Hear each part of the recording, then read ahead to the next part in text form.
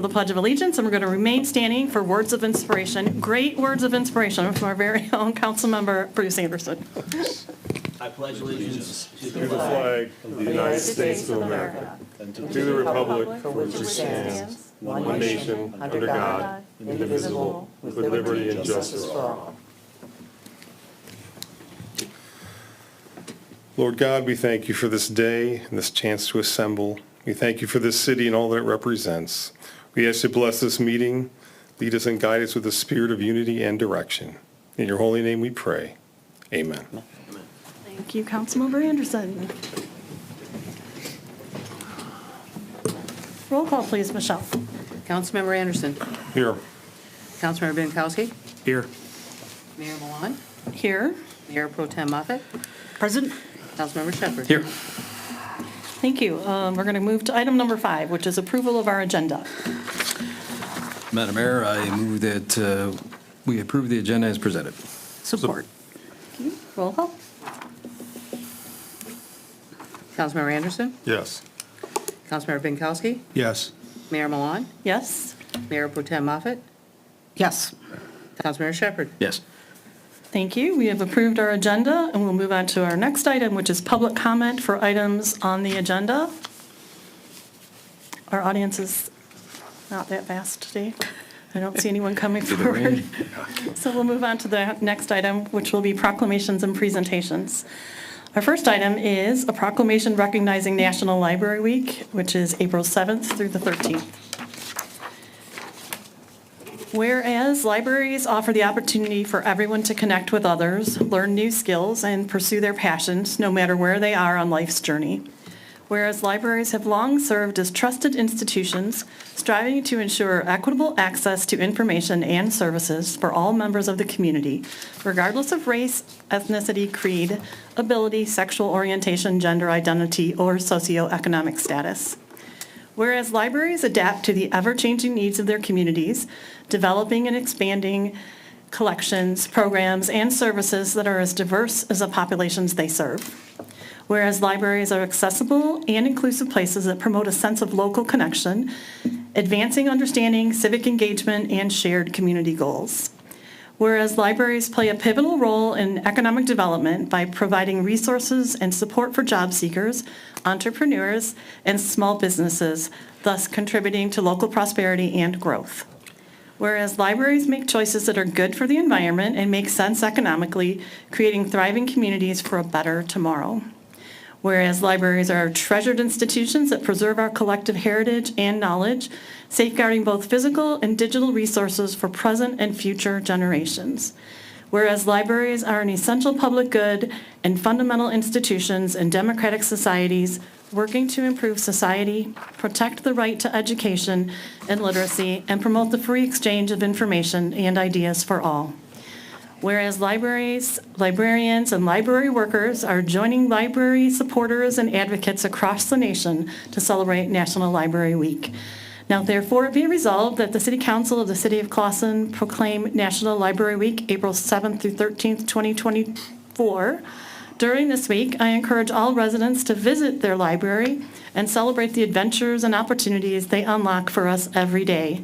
Ready, set, library. You're here. And Clawson is so fortunate to have not just this gem of a library, but our people are the best. Jenny Ganrod, who's sitting in the back right now, has her programming is exceptional, her volunteers are exceptional, her staff is exceptional, and it's just an amazing place to be. So, Jenny, do you have any words for us on National Library Week? I have words if you want them. I would like to hear them. Would anyone else like to hear them? Absolutely. Great.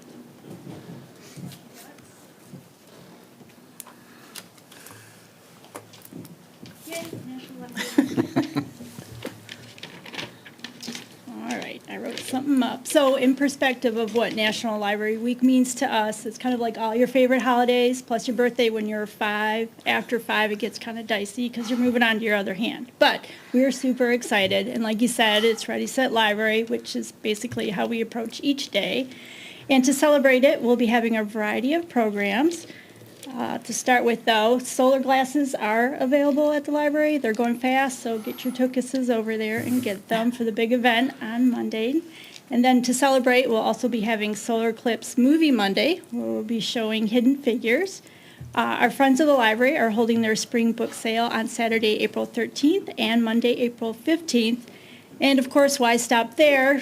When you have a book sale on a Saturday, let's have live reptiles in the library too. So come and get your Harlequin romance and say good morning to a baby alligator if you want. We'll be there. Just come with humor, please. And then the Friends of the Library are also going to start a gardening series, and the first one will be on April 17th. Then, of course, our third annual Blair Bazaar will be taking place on June 1st in our parking lot. Crafters, vendors, mini book sale again. And then a reminder of our ongoing programs. We have our Wednesday afternoon book club, our fourth Wednesday writing group, our Aging with Courage and Grace group, preschool and parent and time story time, our chapter chat intergenerational book club, and soon we'll be having a STEM and electronics meetup group that will be meeting on the first Wednesday of each month. And a reminder that our summer reading program will start in June, and of course the theme is Adventure Begins at Your Library, and that is so very true. So that's it. Thank you very much. Thanks. Thank you so much. Welcome. Anyone have any comments for Jenny? No? Okay, well, thank you for that. Next up, we have a presentation regarding flock police cameras.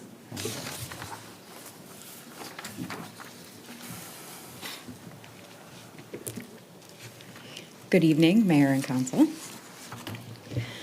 As you know, a capital improvement project funding request for the purchase and installation of 4 flock safety cameras was submitted in March of 2023 and included in the adopted 2024-2029 capital improvement plan. A flock safety Falcon camera is an automated license plate reader camera that utilizes fingerprint technology to capture vehicle attributes. These cameras are being used statewide by all of our neighboring jurisdictions as well. They're being used to utilize, being utilized in investigations and to help locate wanted vehicles associated with missing and endangered people, as well as wanted subjects for crimes. This technology has been identified as a force multiplier in assisting law enforcement with solving crimes. I have with me today Mr. Michael Duchesne from Flock Safety, who would like to give a presentation to you. Thank you, Chief Faust. Good evening. Thank you for allowing me to join you guys today. So I'm going to walk you through, and feel free to stop and interject if you have any questions, or at the end I have kind of a brief little pause that we can go over some questions. But I'll walk you through a little bit about what Flock Safety is, who we are, and what the technology is. So why are we talking about flock safety? You know, what is the current problem? The problem is that crime's not going away, right? So just looking at some statistics across the country here. So when you hear the words clearance rate, that's when you can take amount of crime solved divided by the amount of crime that you have in your city. So the national average clearance rate for property crime is 15%. The national average clearance rate for violent crime is 50%. That means 85% of property crimes go unsolved nationally on average. Even more staggering, 70% of crime involves a vehicle, right, in one way or another. Doesn't necessarily have to be a crime on a vehicle, but that suspect could be using a vehicle or it's somehow tied to that crime.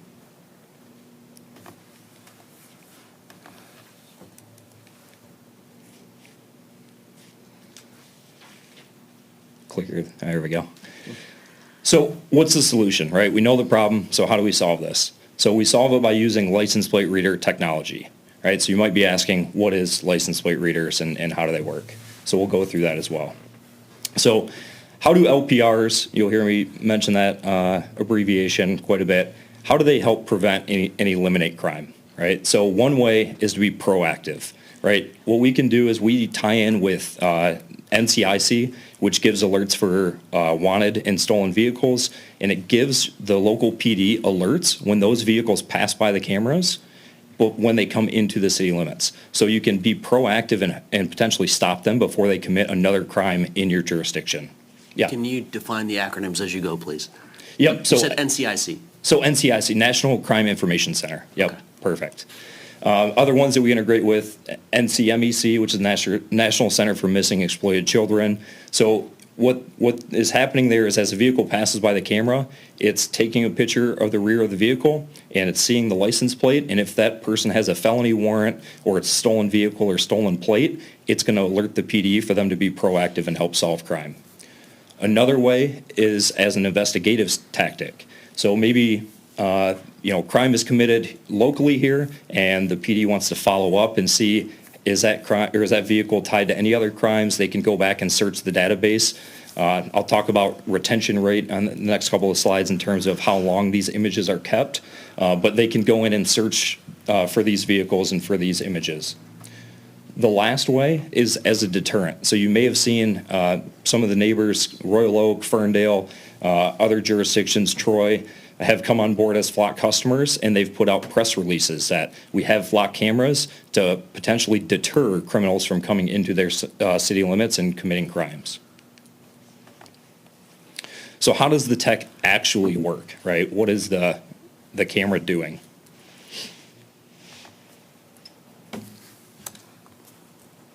So this is an image of what the license plate reader is capturing. So it's not only getting the license plate, but it's getting the rear of the vehicle as well. So what's unique about Flock is if a vehicle didn't have a license plate, you can still search by unique features such as the make of the vehicle, the color of the vehicle, the body style. So if it was a pickup truck or a sedan or a convertible, all those things are unique features that we can help search the vehicle. There's a dozen other ones in terms of like a roof rack or a bumper sticker or a toolbox in a truck. Anything that maybe a victim or eyewitness is able to help describe that they saw with that vehicle, we try to help give that as objective evidence to the PD.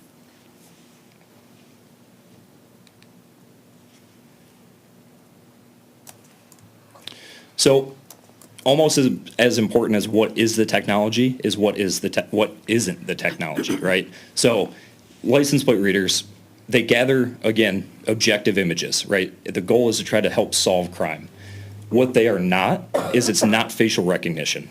It's not capturing images of people. It's not tied to any personal identifiable information. So if you saw my red pickup truck go by, it wouldn't say Mike Duchesne lives at 123 ABC Lane. All it is just a static image of the vehicle with just very objective evidence of the make, the color, and those unique features that are proprietary to Flock. It's not used for traffic enforcement or immigration enforcement, so it's not doing speed, it's not seeing who went through a red light. It's solely just images of vehicles. And those images, they're only brought to the light of day if the PD goes in and actually searches for the image. So it's not like these images are just scrolling through and they're seeing images live as they go through. They have to actually conduct a search to be able to pull these images up, right? So the images that are saved for 30 days, and after 30 days, they're deleted from the software. Flock does not own the images. The PD owns the images and has access to them. So we're not selling to any third-party database, or Carfax or DMV or anything. Everything is owned and maintained by the PD.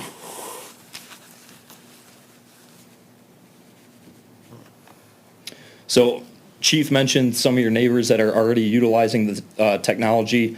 Here's a quick list of the agencies that we have on board. We have just over 100 agencies today here in Michigan. And then we're in over 40 states in the U.S. as well. So you can see, it might be a little bit small, but some of the big neighbors up there, you see Troy, as I mentioned, Ferndale, Madison Heights, some of your local neighbors here. So one thing I want to kind of go through, I'm from Michigan, so I always look at like news articles that are relevant to us here. Sometimes I see things that happened in Georgia or California and stuff, and it's relevant, but at the same time, it's always nice when there's a case here in Michigan to kind of help tie things together. And I think, Chief might even have one or two she can talk on just locally that have impacted with the use of Flock. But this one is really unique, and I wanted to share it. Even though it says it's in Chamblee, Georgia, one thing that we can all relate to is that this case involves a mother and her child, right? So what happened was she was at the park with her child, and unknown suspect came up at gunpoint, stole her child, and took off. That's all she had to go on. She saw a red SUV leave, knew nothing else. The PD, if they just, got a phone call, said, a red SUV stole my child, very minimal evidence to go on.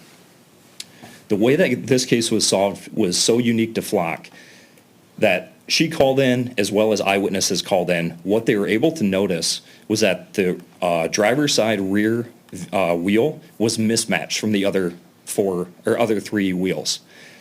So the vehicle had no license plate on it. So you don't have a license plate to search to get any information. So how did they find this vehicle? So they conducted a search, and what they did was they looked through their database of cameras at any vehicles that matched that mismatched rear wheel with the unique features that had like a moonroof, that vehicle had a top rack, and that mismatched wheel. And they noticed that 4 hours earlier, it was canvassing that park, and it had the license plate on it. So then they put that in their database, and they noticed that the only places, if I go back a couple slides, you'll see that it shows how many times out of the last 30 days it was hit on cameras in your network. They noticed that it was hit in Chamblee, Georgia, in one other place, and those are the only cameras that it was hit on. So they were able to work in tandem with the Georgia State Patrol to capture that suspect in Carrollton, Georgia, and get that child back to his mother in under 6 hours. I mean, again, I got 3 kids, that could happen to anyone. So, impactful case there. So, just touching on, again, what is the technology, what is it not? I think it's really important that we don't overstep our boundaries, right? And we make sure we have good ethical practices in place. Again, it's not facial recognition, it's not immigration or traffic enforcement. It's very objective images that you try to give police a little bit more evidence to help solve crime. So, Chief, I don't know if you want to add anything to that. That's pretty much all I got. I think, as you saw in that timeline that Mr. Duchesne just presented on the kidnapping case, I think one of the things that makes this a force multiplier is not just the investigative tool of locating information you would never be able to locate if we didn't have it, but also the timeline, the ability to be able to apprehend a violent person in our community in a very efficient manner is what I think makes this such a force multiplier. I'll give you an example from the city of Clawson. I know I put 2 just in the council packet, but I want to bring your attention to a 911 call that came in on January 7th, 2024. A resident in the city of Clawson called to report that a male was breaking into her neighbor's home, and she saw this unknown male assault her neighbor and leave in a blue Mustang. The Troy Police Department, as you know, does our dispatch center and is taking this information. They do have Flock cameras in their city. That call came in at 10:12 a.m. By 10:26 a.m., this vehicle was hitting on Flock cameras in the city of Troy and then in the city of Warren, and the subject was arrested by the Warren Police Department in a very short period of time, and Clawson officers were able to drive to the city of Warren and pick up our suspect in this case. So that's just one example of how they're being used. They're being used all over the state, but as you can see, over 100 departments in the state of Michigan, but all over the U.S. too. Some cases that law enforcement gets to see in some of our other states is that a crime may occur in Michigan, and then a subject very recently was apprehended in Ohio because the Flock cameras are in Ohio as well. And that works vice versa too, where a crime could occur in Ohio and they're fleeing to Metro Detroit, and they end up, we would never know that they end up in Clawson until they commit a crime. But this technology allows us to apprehend people before they come into the city, or right as they're coming into the city, because the idea is that you want these cameras at all the entrances of your city. We have 11 entrances in the city of Clawson. We're asking to have 4 cameras at what we believe are the main entrances, working with an analyst through Flock. They're able to identify where they recommend your greatest traffic flow is into your city and what your prime location should be for camera setup. So you started to answer my question that so these are posted like on a pole or whatever, and then they capture just the flow of traffic, everything that goes by, or? So they're one directional, correct, Mike? Yeah, so they're They one capture two directional, they lanes of capture, traffic. yep, exactly, 2 lanes of traffic. So if I back up here, so this is what it actually looks like. So you have a solar panel, so they're powered by solar, and then you have the camera, which is that oblong image on the right side of the pole, and that's what the pole looks like there. So if you drive, in Troy and in a number of the neighboring communities, you probably be able to see them, and you almost wouldn't even recognize them unless you're looking for them, and then you start to notice them. But just to expand on, and yes, they're capturing, it's motion censored, it's directed at lanes of travel, so it's not looking at sidewalks and capturing images of people. It's directed at lanes of travel, capturing just objective images of vehicles. And obviously, to solve crime is great, and that's what the number one intention is. Other ways that this is used is like silver alerts, right? You have elderly parents or family members that may travel into other states, and maybe if they have dementia or anything, you could help solve crime or help find that person that may be missing by utilizing these cameras as well, right? So if you have a loved one that wandered away, I know we have a story of one person that was from Tennessee that hit on a camera here in Michigan, and they were able to alert that family member. So I think it's important to recognize that under Goal 5, Objective 4 of our city's goals and objectives, I think that it would be important to note that promoting a safe and secure society through the use of up-to-date technology could apply to that section of our goals and objectives. And I think that just the few stories we've shared here today support that and the need of these cameras. Sorry. Councilwoman, sorry, Mr. Ricker, sorry. Chief, you sent a memo, and could you speak to the specificity in regards to its value to Clawson and how you've used it thus far? Or you've had to use our neighbors thus far? So, as indicated, all of our neighbors, Troy, Royal Oak, Madison Heights, and the majority of police departments in Oakland County already utilize this technology. And since, I think, October of 2022, we've requested assistance on 31 Clawson police investigations. And since just July, we've requested assistance in 15 investigations. So, it's being used more and more in collaborating with some of our other agencies.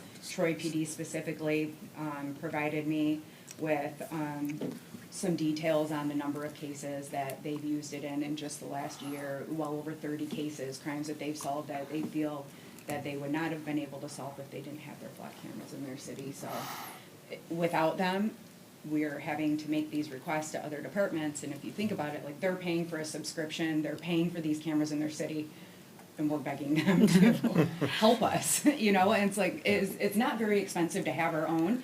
And not only that, but it helps us partner with these other agencies. So we're gonna share access to our cameras with them as well. So when they have a crime that, say, occurs in the city of Royal Oak maybe, and it passes one of our flock cameras, they'll know the direction of travel. This is important because, believe it or not, we have a lot of traffic that comes through on the way to I-75, where 14 Mile is, or it gets off I-75 and comes through Clawson. And so, obviously, one of our cameras will be able to. Yeah, so right now, we look at the 3 ways that help solve it. Everything that's being done right now is purely investigative, right, as a tactic. You're not able to be proactive and act as a deterrent without your own cameras, right, to get those alerts of them coming into your city limits and helping stop that crime, either as it passes through or before they commit a crime in Clawson. It also gives us the ability to add vehicles to the hot list to alert anywhere that vehicle passes. So if we have a vehicle that's wanted in the city of Clawson, we can put it into our lien system, like, hey, if a police officer happens to run this license plate, it will alert you that this vehicle's wanted. But the chances of that happening are slim to none. And now with flock cameras, it's actually immediately alerting. So we've actually assisted the Troy Police Department just a couple weeks ago in recovering a stolen vehicle. I'm not sure what city, I can't remember it was stolen out of, but it hit on a Troy flock camera and continued traveling. down Main Street, and Clawson police officers were able to stop it in front of the Clawson City Hall right here and recover a stolen vehicle. So as far as using the technology or doing this research, is that something, like, is there a main station in the office that it sends these alerts, or how does that, and does everyone need special training, or can anyone do it, are my questions. Yeah, so we'll adopt a policy and procedure that's pretty standard that the other departments have adopted. And the alerts will go to the Troy Dispatch Center, and then the Troy Dispatch Center will verify when they get an alert. They'll run it in the lean system to verify the alert, and then they'll broadcast it. So we're actually hearing all of the alerts that Troy gets, which are almost daily, because we share a dispatch center with them in the same radio channel. So, but as far as the officers using it, they will be able to use it at the station as well as in their cars on their MDCs, right? There'll be an application, and they'll be able to search right on scene. Yeah, if so they need each agency can adopt their own policy on how they want it to work. If they only want, people at the station through the computers to log in, it's essentially, the software is accessed just through a web browser. So each individual officer will have a unique login, and every time a search is conducted, it creates an auditable trail. So you know who's searching, and they have to put in a case number for why they're conducting that search. So everything is tracked in there, and all the administrators in the software will have access to that to see and make sure that there's no misuse of the software. So do these cameras get damaged by people who are doing bad things because they know they're there? Right? Is that a thing? They could, and obviously as more cameras go up, kind of law of the masses, as more cameras go up, the risk and potential for, vandalism or a vehicle hitting them is always there. The goal is obviously to make them as, safe from that, either from the roadway, making sure, we can kind of hide it behind a utility pole or guardrail or curb or anything, from vehicles, but also from, foot traffic, make sure that it's not in a spot where, maybe there's a high risk of it being vandalized. So then if we did have them and they were vandalized, is there a insurance policy on them? Are they covered for so much? Because, it's like having something that can break, right? Absolutely. Thinking that term. Yep. So right now, if a vehicle were to drive into it, it's kind of like most things, to where insurance agencies could be brought in to help kind of subrogate some of the cost for those items. But when it comes to like vandalism, it is on the PD to kind of pay for that. We're very open with our policy in terms of what the cost would be for fixing certain parts, or if it's a full replacement of it. Our goal is to work with you and have you as a happy customer. These work as a subscription service, so technically we maintain everything from weather, solar power, make sure that they're having good battery life. If for some reason that it's not, or it needs maintenance, we handle all of that. We do all the permitting and installation. The only thing you would, have to cover would be if it was vandalized, and then we would work with you on the cost to figure out what the cost would be to replace that or fix that device.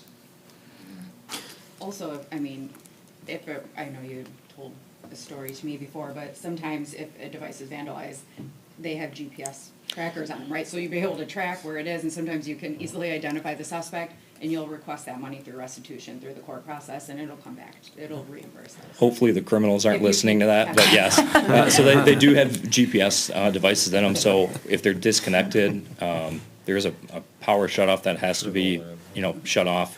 Otherwise, we are able to help track that and find that, so it has happened before. So we're buying the subscription, not the actual equipment itself? Correct, yep, and the benefit there, right, is as we release new software and upgrade the technology, you guys, it's included in your subscription cost, right? So if there's new technologies, as we add, I mentioned those unique features, we recently added Toolbox as a unique feature. As we come out with more and more unique filterable devices in the search tool, you'll have access to that. It won't be an added cost to be able to include those. And the subscription price is good for? So it's good for as long as the contract is set. Our standard contracts are 2 years, but we can kind of do whatever the city needs. If you want a 1 year, if you want a 2 year, And obviously, as long as we're under that contract, the price won't change. Is it just one level of service that we're subscription to, or is there different levels? There are different levels. So, in the software, there's added costs. If you were willing to and wanted to see what those were, there's additional features that you could pay for to integrate. Some of those things, it just depends on what other technologies the police department has access to. And we have some partnerships with other companies to kind of integrate and scale that technology up. So that's always an option. It's not a requirement, but it's an option there. Well, just to piggyback off that, our city park cameras need updating, and they do have other devices besides just these license plate reader cameras that can be put in places like city parks, and then they'll integrate to the same system as the license plate readers. Yeah, so. And those are actually recording. Yeah, so we have other devices as well. I work personally with law enforcement, I work with Parks and Rec, and I work with schools. So a lot of those places have existing, live video cameras or recorded video cameras. If they don't, we do have that option to bring in. And, again, it's being able to just give the police more access to more things. So I think at this point, we're just kind of looking at the license plate readers, but, if there's a need for additional things in the community, I'm more than willing to kind of talk to those people and see what the needs are. I was just thinking as far as where we are on this campus, how close we are to the school, what the school has for cameras, and how did that get integrated? So they do have pretty good cameras over there. I believe that's through Oakland County Schools. And the police department does have access directly to the school system cameras. We can actually view them live in the detective bureau. We have a TV that has all the cameras playing, and we can switch them up. We usually leave it on, like the high school, but we can switch it up between the different schools. But you guys do have that Wing device that can integrate it without using your cameras. Yeah, just kind of goes, what's the need of Clausen, right? If you wanted patrol, people out on the road to have access to that as well, or need anything, we do have a way to bring that in, so that way they could even access it from their MDCs in the vehicle. So a number of different ways to do things. It's just what your needs are and how can we help you with that. You mentioned that you've got both Madison Heights, Troy, and Royal Oak. Excuse me, approximately how many cameras are in each of those communities? Oh, that's a great question. I'd have to double check to see. I know we're in double digits. I know that. Troy has close to 30. Yeah, Troy. Actually came out with 24, I think. I think we just added to this last month as well. And then I'd have to double check Madison Heights and Royal Oak. I think we're close to 10 or a little bit over that. But yeah, Troy has quite a few. Okay, I guess my question is this. Each of our surrounding communities have these cameras. They're acting as a network in essence. Obviously, we already work as a network for our law enforcement services. This is now a networking of information. So by our 4 cameras, I'm assuming we're just kind of filling in a hole in the network. Is that effectively what we're doing? Yeah, so essentially, we have people internally that are former law enforcement that kind of help with the strategy of things. And what we try to do is cover most of the ingress points into the city. And that's going to be, your main thoroughfares where traffic and essentially criminals may be traveling. So Chief mentioned you have 11 different ingress points coming into the city. If you cover your main ones, that catches most of the traffic, but your cameras coming in work as Royal Oak and Troy's cameras going outbound and vice versa, right? So their cameras coming in work as your cameras going out. So from an investigative standpoint, that's how you can kind of work together. If they're going out, you're going to be more reactionary than proactive with those. Okay. Any other questions? Yes, sir? So if you would also take note that the administration is requesting the initial acquisition cost be paid through ARPA funds, and the annual sustainment of the system would then be factored into the police department's annual budget. And do you have those costs? Chief, I think, Yes. go ahead. So the ongoing cost would be $12,000 a year. It's $3,000 per camera for the subscription for the ongoing cost, but the initial cost is $3,600 per camera because of the installation onto the poles. Yeah, just depending on permitting costs, if it's a city or county right away, we can use a certain type of pole, and that's the one that we saw on the one slide there, and that's our least expensive option. If it's a MDOT right away, it's a little bit more expensive of a permitting cost and the pole that we use. So if we don't have any of those, that saves you on that implementation cost. So the additional cost outside of that $3,000 per year just comes from the permitting and installation that we perform. And so those are $650 per location. So 30 would be $2,600 for installation costs for 4 cameras in year one, and then that's not an ongoing cost. That's just a cost incurred at year one. May I ask you what your general increase is per year? Yeah, If no, that's fair? I mean, fair question, right? So the cost for the device, it's called our Falcon, the license plate reader. It used to be $2,500, and I know last year we did take a price increase, I think in August timeframe. From what I've been told, we don't foresee any cost increases, but that just gives you a little bit insight from, it went from $2,500 to $3,000. Again, if it's a 2-year contract, you know that $3,000 per camera is good for that time period. I will say, I can't guarantee this, but I know that when we did do that price increase, we were given the opportunity to reach out to our current customer base and advise them that there was going to be an increase. And if they wanted to renew, we would try to grandfather that pricing in and renew prior to that change. So again, it's something we want to partner with not only Clausen, but as many people around to help you guys. And the more neighbors you have that have the cameras, the more, as you mentioned, sir, you act as a network and help each other. So we want to keep the costs attainable for you guys and make sure that you're getting value out of it. And then one more question about equipment. The technology, have you seen it change? Therefore, we would need new cameras in 4 years or 2 years? Or are they is this pretty solid that we're going to be able to use this existing, whatever we purchase, equipment for foreseeable future? Yeah, no, great question. The camera itself has not changed. The only thing that has changed, to my knowledge, is just the software, which is included in your contract. So upgrades to that. I will say, for most of our agencies that have come on board, they've continued to scale. And they see the value and they see the ROI, and they have continued to add cameras, whether it be more of the Falcons or, bringing in some of the live video that you have in the community or with our solutions. That's where I see that, or with, you mentioned the operating system and being able to scale that up as well too. So as your needs grow and different technologies grow, that's kind of where we see it. It's not necessarily this camera is here today, but then tomorrow the new one's coming out and you need that one, So that's, most of the change has been on the software side. Okay. Another tool they have that Troy PD recently added is the Flex cameras. And those are the ones that they have the ability to move, and they can move around. So if you have a crime that keeps occurring, like you have a business where scrap metal kind of tends to be a common one for us, scrap metal keeps getting stolen.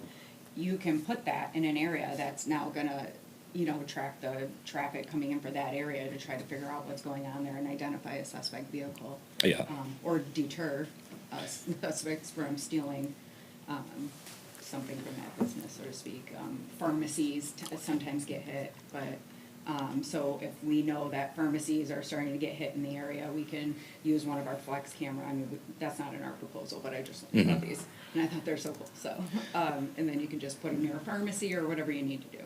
Yeah, and I mentioned I live down in Monroe, and so we have the Monroe County Fair every year in the summer. So great opportunity to put some of those Flexes maybe at, certain events that you have, entryways into, parking, just to help, solve crime in any different way that you may need it. Whether it's schools, for football games or events that, you have there, just it gives you a different, option to help solve crime. So if any location needs to be changed, that's part of the subscription too? Or? So no, there is a cost to relocate if you ever needed to. Again, it's a one-time cost to do that relocation, and it's it may have you may say, you know what, maybe we want to move it to a different area, but again, that's where we try to work with you. Okay. Those are the Falcon ones though, but the Correct. Flex ones. Yeah, the Flex The is. police department or DPW moves themselves, Yep, right? yep, so this comes with external batteries that you just charge. It's kind of like a power tool that you'd use nowadays, right? You can buy additional batteries to make sure you have one charged as a backup all the time. It comes with bands to be able to mount them to existing poles or different structures that you have at that location. They could be used for dumpsters. I don't know, it can't be used for that. It's kidding. strictly for license plates. No, the other ones, the Flex ones, are not for license plates, right? So, yeah, those are license plate readers as well. Oh, they're Yep. both license Yep. plates? Well, I like where you're going with that, though. right, but- though, I'm just trying to think, if we can get them more You're bang for the getting the buck. wheels turning. Businesses can actually purchase cameras through them as well, and they can opt to give the police department the ability to look at what their cameras are doing. So there are some businesses in Madison Heights now, they're requiring it as part of business licensing for certain businesses in some of the cities in Oakland County. And so there are private businesses that have them near us as well. Great. So, ma'am, the intent was to socialize this with council today, and then if there is an interest to move forward, since we have socialized this now for since last year, and Chief did brief this, I believe, during her discussions with you, we could have a proposal in front of you at the next council meeting. That sound good? Yeah. I like it. I'm curious, the 30-day data retention, is that based on memory storage, or is it just a policy-driven? So, yeah, that's a policy set by Flock, as what we deem as, you know, an ethical retention rate. You know, there's some companies that have a longer retention rate. There's some that, you know, state that you maybe need a several minute or 1 day retention rate to solve crime. I'm sure the chief would love, you know, as long as need be, but I kind of mentioned, we really try to be an ethical company and make sure that we're not just storing data forever, and make sure that you have enough time to help solve crime. And I respect your position, but just looking at a purely practical point of view, I assume there's some amount of data storage space required for 30 days, and it has some level of cost. If we approached you and said, you know, we really like 45 days, what would those, I mean, what kind of cost impacts come for another 15 days? Is it trivial, or is it significant cost? There is an added cost to it, and I'd have to double check, but I believe there's some states that require a longer time period, and so that it is a longer contractual cost because it is a higher cost. I mentioned they're solar powered, they operate all cellular, LTE. So in that subscription cost, we pay for that cellular, and, you know, for the storage of that. So it's an option. Obviously, if you did pull those images, you know, conduct a search for them and pull them, it could be saved. You'd obviously need like an external server for that, but I know there are some states that require longer, but I know there is some cost incurred with that. Okay. If we're gonna utilize it in a criminal investigation, we would save it for our policy like we do all other digital evidence for the case and the criminal procedure. Yeah, once you have the image, it's got an option there. I'm sure you use some type of evidence management system, you can actually just click and save that image in a report, and store that offsite. I guess my question is, you're storing a multitude of images. I mean, this is massive amount of data. And again, data storage costs keep going down, but they are a driver for cost, so. Just Yeah. kind of curious what that would mean. I mean, our chief would probably love a 60-day or a 90-day, but there's costs entailed with that. Correct, yeah, I think nationwide, we're getting around 10 billion plate reads per month, so it's quite a bit of data. Okay. I mean, when we're doing a criminal investigation, though, we're gonna be utilizing this tool immediately, so most of the time, we're probably not gonna need it beyond 30 days. It's gonna be in a situation where a crime isn't reported right away. Or maybe that would. Okay.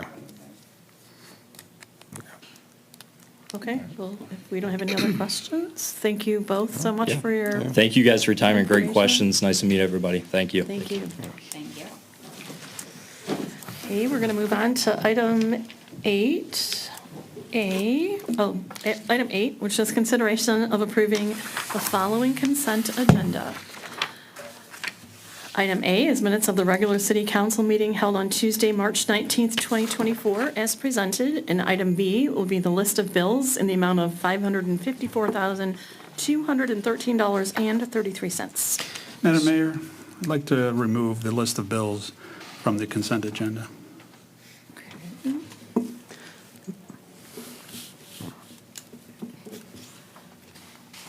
Support? Support. Thank you. And then where would we like to put them? I'm assuming we want to discuss them still. We'll move them to Talk item- about them immediately after the consent agenda. We deem to do that, we can do that. Correct. Make it 8C.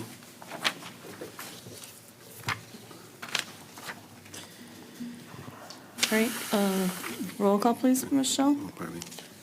Councilmember Binkowski? Yes. Mayor Milan? Yes. Mayor Pro Tem Moffett? Yes. Councilmember Shepherd? Yes. Councilmember Anderson? Yes.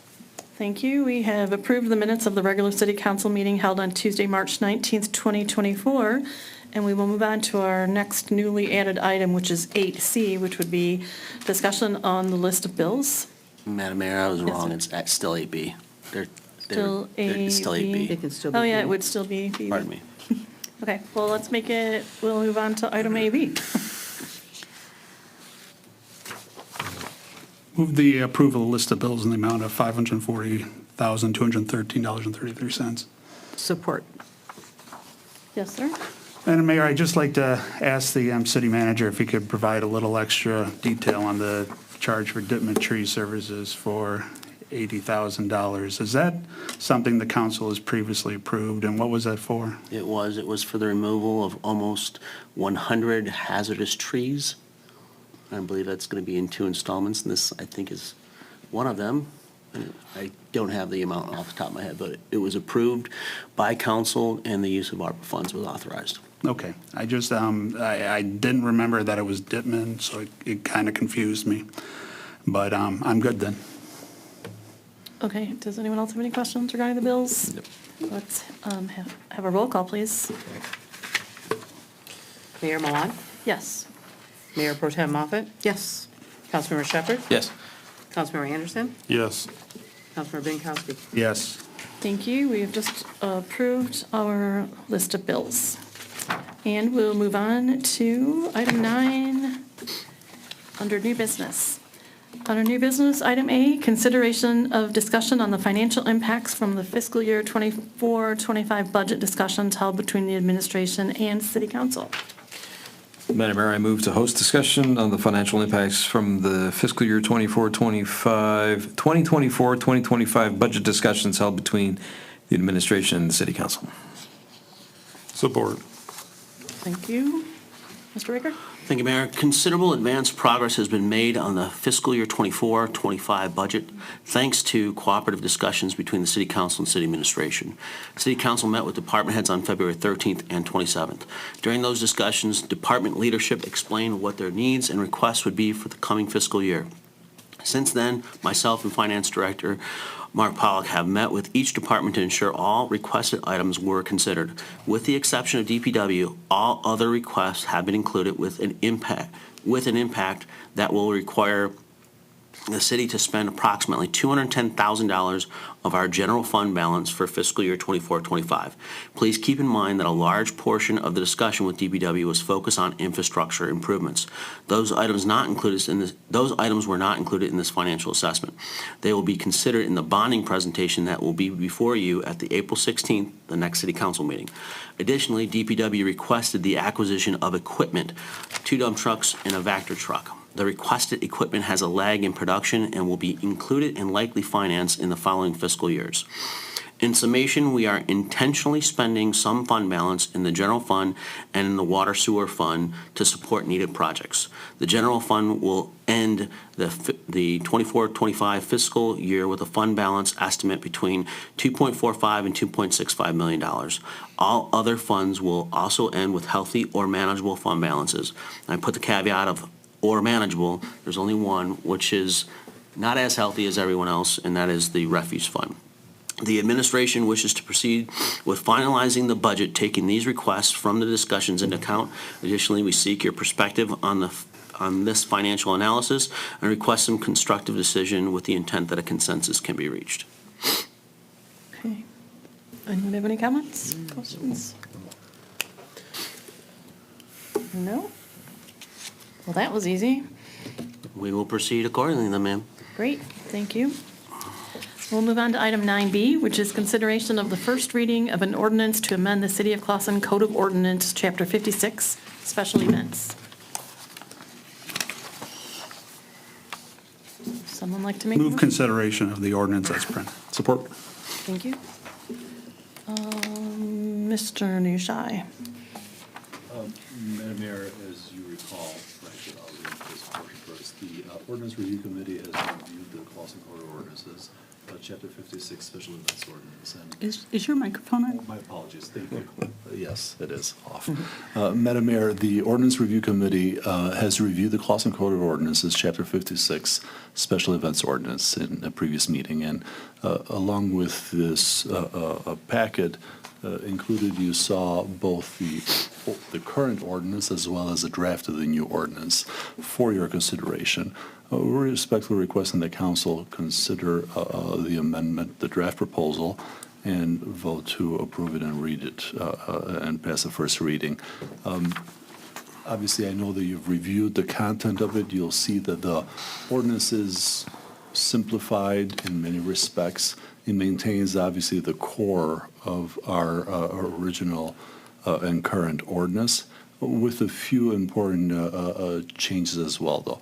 The main one in my mind, and I presume you will agree, is the period of time that an applicant has to file the request for a special event with the city. In the current ordinance, the period is 180 days. The period proposed here by the ordinance committee to this council for your approval is that period of time be reduced to 90 days. I think that's, the thinking and of course the discussion, I presume, will carry out much the same way here. The thinking of the ordinance review committee was that 180 days is truly an inordinately long period of time to ask an applicant to file an application with the city. And de facto, what occurs, unfortunately, when we have such a period of time is there's almost a tendency, and without wishing it to be so, there's a desire to sort of push people away from even applying and disregarding the ordinance per se. We thought the Ordinance Review Committee believes that 90 days is probably a lot more manageable a period of time. It adequately ensures that the administration has the appropriate time to be able to do all the particular checks that need to occur. Other than that, you'll see that the only other structural changes are that it applies uniformly across the board to anybody, to any and all entities. In the current ordinance, there are certain caveats, with respect to the DDA and where they were somehow exempted from the original ordinance. The Ordinance Review Committee proposes that there should be no caveats, no special exemptions, because an event is an event. It requires services from the city, and as such, it is appropriate that everybody follow the same process, and to the extent that they seek the same services from the city, they equally be considered. So, barring any questions, the committee asks you to consider and approve same. I'm guessing. Does anyone have any comments regarding the ordinance? I have some. So I get the 90 days. It seems like a lot, but I get the 90 days is less than the 180. But I would like to see like a provision or a timeline requirement for the city to respond within those 90 days, especially since the appeal process, I didn't have it highlighted, but there's an appeal process. If they get denied, they can come to council within 20 days of the date of notice of the revocation or denial. So there needs to be an appropriate time for all that to happen. So I'd like to see something like, the city must approve or deny within 30 days of the application or even 45 days to give enough time for, okay, they denied me, now I need to go to council and to have all that play out. So if they wait till the 75th day of the 90 days to deny, that doesn't give the person the time within their scheduled events to go to council and appeal. So after that diatribe, my point is, I would like to see a timeline in which the city has to approve or deny so that they can move forward if they need to take other steps. But it should be quicker than what you mentioned, because the idea is for them to be able to plan, for us to be able to plan. So if we waited 75 days out of 90, then nobody's planning anything, right? Well, that's So- what I'm saying, yeah, that could happen without a time frame. So Right. if it's within 30 days of the application of 45 or something like. Something realistic, right? Something- Whatever, yeah, just a time frame. Is my thought. Mr. Baker, what do you think? From an administrative standpoint, it's not difficult, right? Like, you're going to know, you'll know if everything lines up. And Michelle, she does do a lot of the coordination, and I have to say, we're pretty, I mean, I don't necessarily see it as value added or value taken away. So, I mean, if we want to add it, okay, but I'm not sure it's necessary. Yeah, Councilmember Moffitt, I guess, I'm trying to think, it makes sense. There's, obviously, the articulated concern has value. I guess I could foresee a scenario where problems may be presented by just, here's the problem that I'm thinking. If whomever is filing the application will have obviously a series of documents and or requests as part of the application, contents that they need to submit to the city for their consideration. Let's say, and we're being arbitrary here, 70% of the necessary documents are brought forth to the city. But now our timeline has kicked in, right? And let's say we put a 30-day for the city to respond. Now we're going to get into a situation where we're going to have a series of caveats, providing that applicant has fully submitted all documents necessary for the city to make the determination. And the documentary evidence will be different from, I presume, to a certain extent from as far as one event, from one event to another. Not in the general scope, but sometimes, if a carnival is coming to town, will be different than the farmer's market.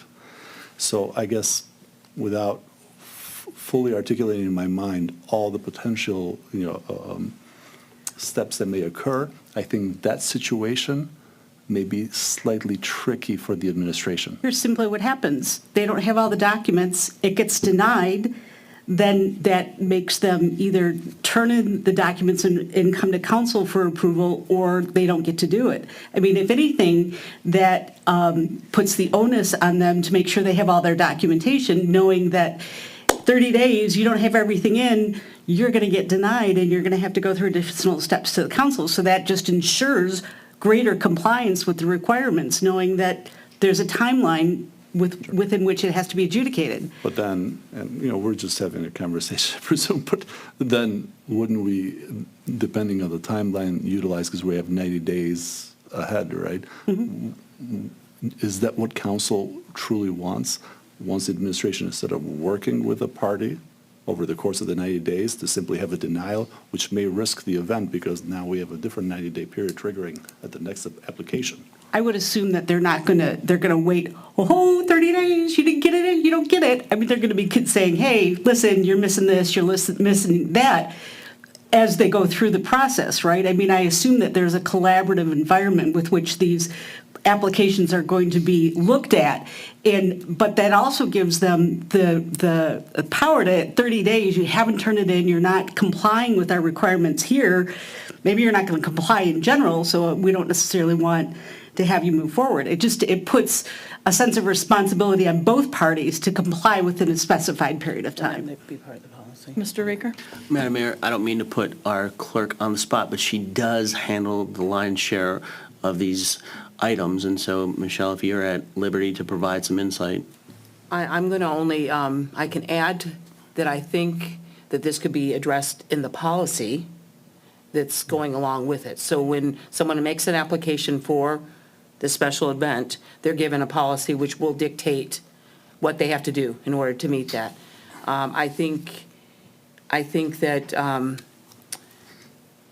for the most part, we have to be concerned too with when the next council meeting might be. So there could be a delay for that. Some of these things are going to be administratively approved. You're making it sound that if it gets denied, it's coming to council. That's not necessarily the way the special event application works. So the intent of it is there's two different options to a special event permit. There's a special event permit that doesn't require resources, that's going to be approved internally and departmentally will be approved. The ones that are coming to council are those that are involving resources of the city. No, it says right here, when a permit is denied or revoked by the city, the applicant may petition the council within 20 days of the date of the notice of revocation or denial. That's the denial, though. We're not Right. talking about denying them. We're talking about, That's what my concern is that if it's denied, then that needs to be denied within, so that the whole process needs to be adjudicated within a specified period of time. So in the event it is denied, then the applicant has sufficient time to, within that 20 days, they have the 20 days to appeal to council and still have their event. So that needs to happen. If you back that up, here's the application, here's 90 days, then 20 days plus an appropriate time to have your event. So you're talking at least a month before the event. They have to have the ability to bring it to council. And that's why it has to be and I think completed on the that was front taken end. into consideration, and I think that we need to think a little bit outside of the 90 days. Obviously, 180 days was a big window. If you're having a larger event, you're not going to wait till 90 days before the event to get that in here. You're going to get it in, as soon as you know you're having the event, you're going to get that before the body here to make that decision. So I think the 90 days was just to make the window a little more, user-friendly for events that come up all of a sudden that you're not planning out a year ahead. 4th of July is planned out almost a year ahead. That's coming. But in a case where it's a special event that comes up, then they have to make that application. The 90 days gives that window a little more doable. Sorry. No, I agree with Council Member Moffett that it's probably a good idea to have that in there. It's probably an oversight on our part. Perhaps we could add a subsection saying that in 56-4 saying the city shall approve or deny each application within 30 days, 30 days of the date of submission. That's all I'm looking for. But 30 days seems like a long time to me if you're planning the event, because even if it's 90 day, if it's a 90-day total and we're waiting 30 days, some events maybe can't do what they need to do within 60 days to get it up and running still. Well, So 90 no, I'm saying, I don't know, Michelle, I don't know, I mean, every day is different, right? Your workload is different, but would a 2-week time period be enough in a normal cycle for administration to approve an application, provided all things are in? And then I would say that an application isn't an application until all documents are in, right? Your time can't really start till all documents are in. I was kind of leaning on the fact, too, about all documents being in, because we're dealing with, if you've seen the application processes, there's a lot of things that they have to go through, especially for a large event. Smaller events, maybe not so. I think that we've been very timely with the process. When it comes in, we act on it right away. We send it out to the departments that are involved and try to get their feedback right away before we, can move on with presenting it either to the council or to city manager for approval. Yeah. Maybe, like I said, I think that it could be addressed in the policy. It doesn't necessarily have to be in the ordinance. And the reason why I'm saying that is that an ordinance, you're setting this ordinance to dictate this process of a special event. The policy and procedure it goes along with it. That document is going to be part of the process. I would suggest, though, if someone's thinking of having an event, they're going to look to the ordinance first. And that's where the whole process relative to their appeal process and the timeline, all that sort of thing, that's where it should be, because an outside party is going to look to the ordinance for organizing it, and they're not going to decide, we want to encourage them to decide to have events here.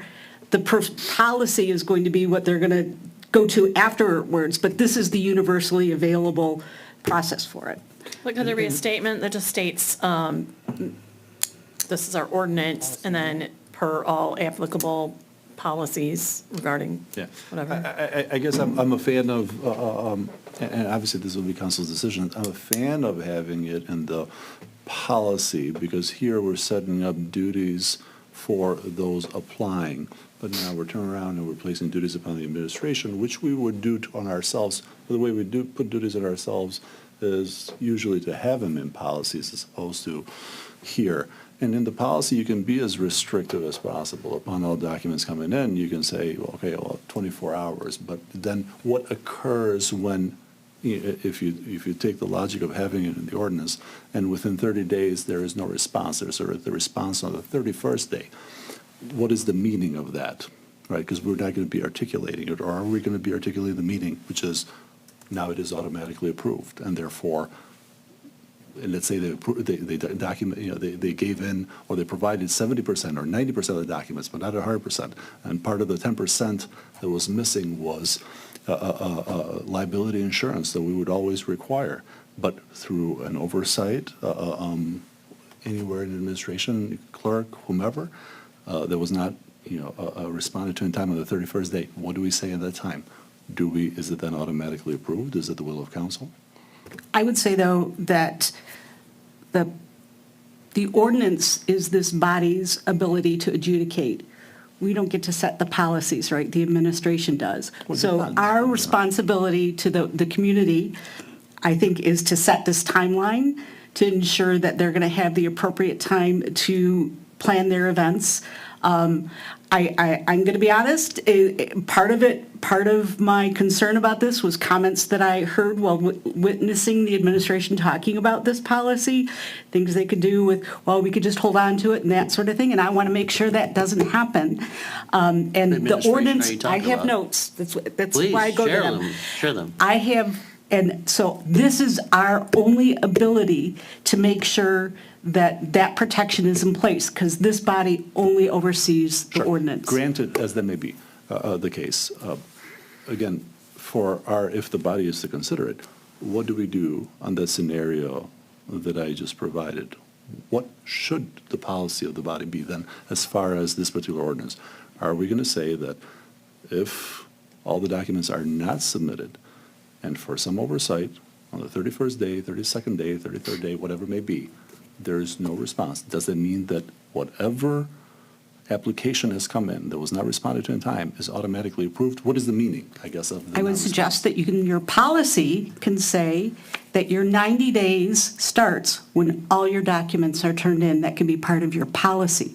That's your 90-day timeline. You have to have all your documents in within 90 days of your request. But That if can I be may- part of the policy. If I may, that it's not as simple as a statement like that, because the duty of the clerk, if you recall, is ministerial in nature. That presumes that statement, which is reasonable. It presumes that the clerk can say no to accepting documents. The clerk may not. The duty is ministerial, which means if a document is coming in, the clerk must accept it, right? So you cannot control the time. It's an easy statement, but you cannot control time like that pursuant to law. So the policy, again, can address missing documents. That doesn't necessarily have to be in the ordinance. The policy can address if your documents are not turned in within the 90 days, and if your documents are not complete within a period of time, what happens? The policy can address the consequences. All this does is set the timeline and the expectations for people who want to use our events. Yeah, respectfully, and I hear you loud and clear, but you're not providing an answer for purposes of this ordinance. If you're having such a statement, which is perfectly, entirely the will of the body, but if you're having such a statement, you have to have the follow-up with the meaning behind the statement. But my statement is only that the administration needs to approve or deny within 30 days. And again, if they don't have the documents, then it gets denied. and they have to come to council. You have that set up in here, right? I understood that the first time, ma'am. But again, I'm giving you, the only, because I could foresee this occurring, and I'm not per se fighting you on this, You actually. kind of are, but. Well, is the idea that ordinance is just and it's an ordinance, the guidelines, it's what we have to do, but the minutia of all of that what you're saying is important, but I feel like the minutia of that should go someplace else, because what if we want to change the timeline later on? Then we have to go back and change the ordinance. If we decide that 30 days doesn't work with whatever goes on, then we have to go back and change the ordinance to address a different time, which could be done, but that's just more work to do that. If it's all in the policies, then those can be addressed at any given time. That's correct, ma'am. Does that make sense? That's correct, ma'am.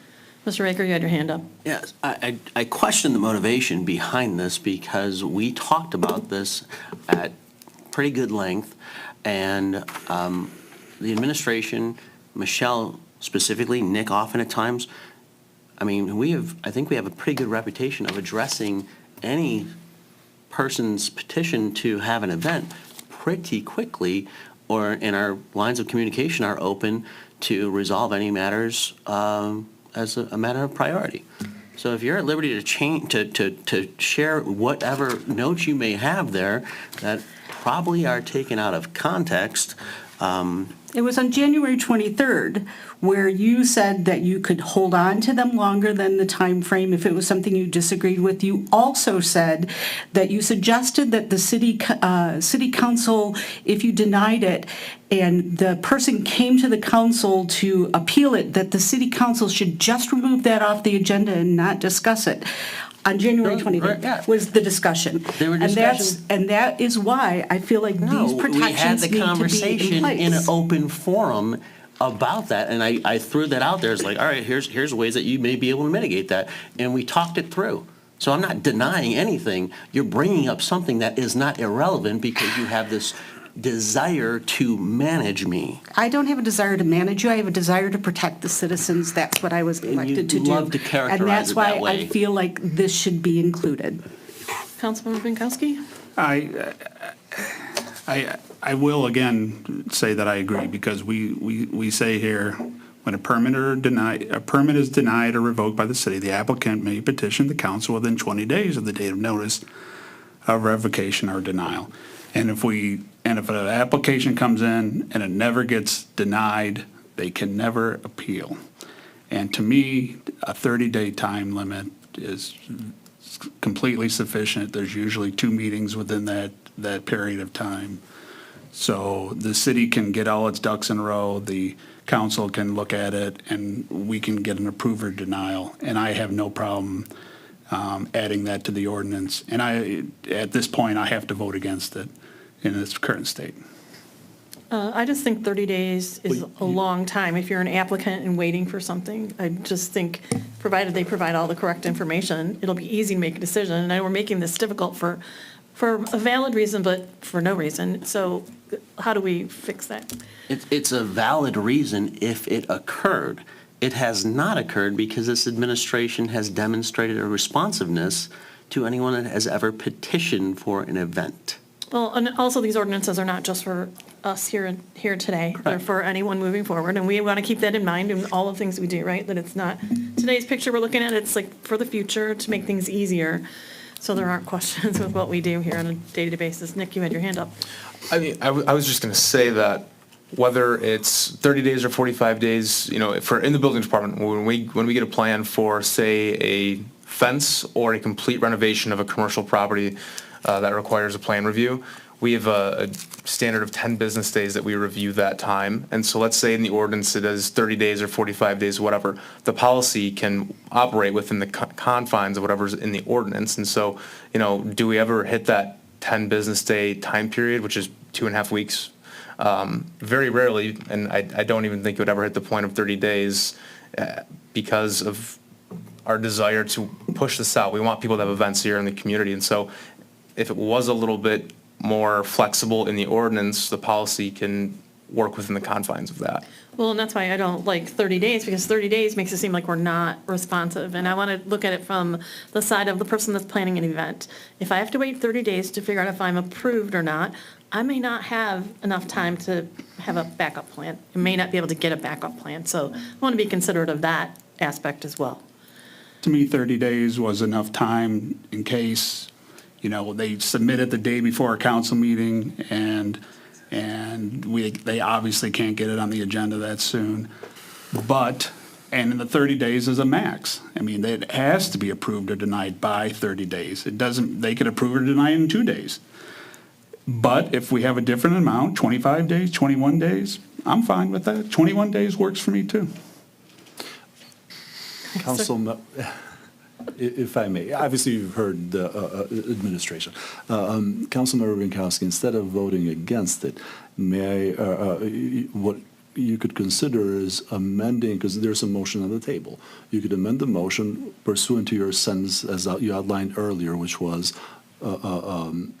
to add to 56-4, 56-4, the last sentence, to add the city shall approve or deny any application within whatever the period of time, and perhaps add a second sentence as lack of response shall constitute a denial. And if that amendment is voted, or seconded and voted, then we know where we are. You'd vote on the remainder of the ordinance if there is no other issues. Well, my worry is that, we also have an ordinance that says the city attorney must draft all ordinances, and just me amending the ordinance. No, I think that's that portion of it, Okay. because it's done, it's appropriate. Well, then I will make the motion to amend, I'm sorry, I lost it here. 56.4. Amend 56-4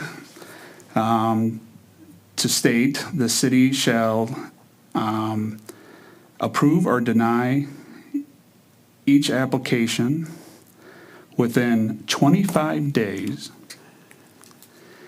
and wherein a lack of approval shall be constituted a denial, considered a denial. Is there support? Support. Any thoughts on this? Just finish that. We're in a lack of Approval shall constitute a denial. Okay. And if the body approves the amendment, it would, and then subsequently approves the ordinance, we would bring it, I presume, of course, there are no additional changes, but if the body does so, this would constitute the first reading, and then we'll bring it back for a second reading, of course, again, with the added language. Okay, do you have any other ones? I just have one more question. It says the application shall be required to pay an application fee. The fees are going to be established as part of the policy, or, Yes, ma'am. yes, so they'll be, Yes, and you'll have that as part of a fee structure, which would be part of the approval process for the annual budget. gotcha.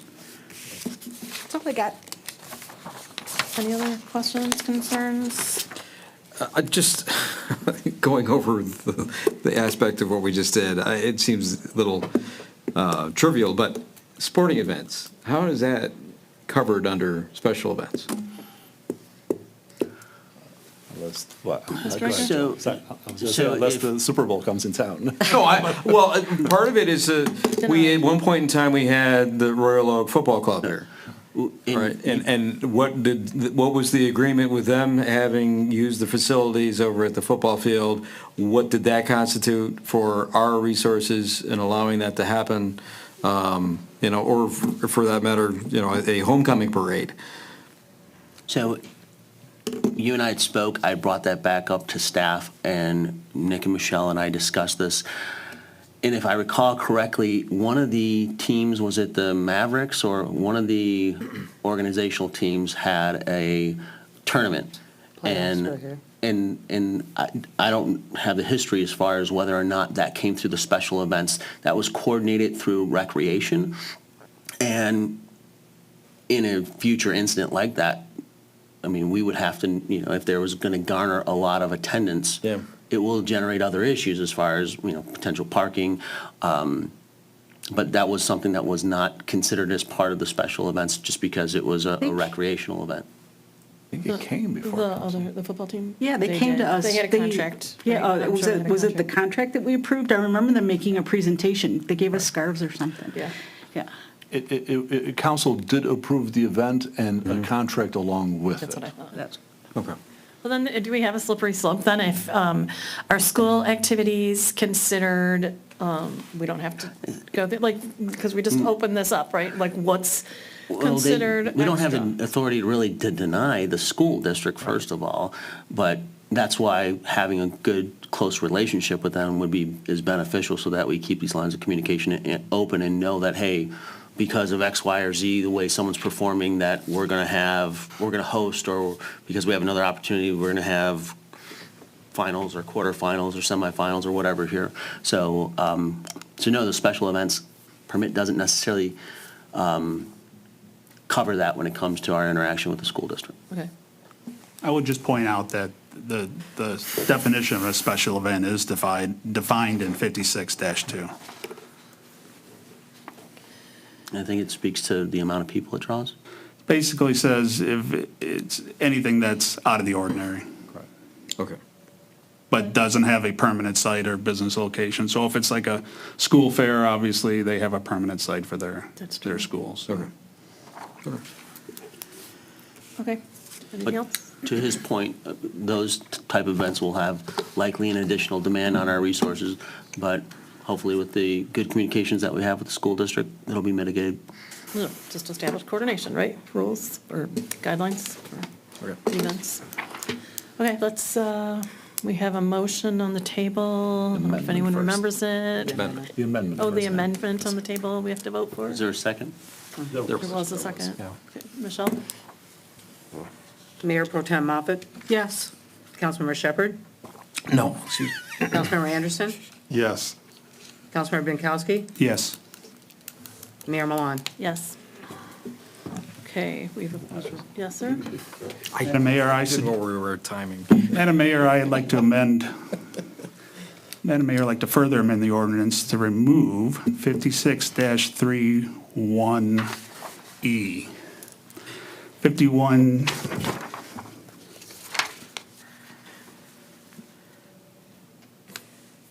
56, 56-31E. Which which reads, is sufficient parking places near Yep. the site of the parade or special event to accommodate the number of vehicles reasonably expected. support. Yes? No, Madam Mayor,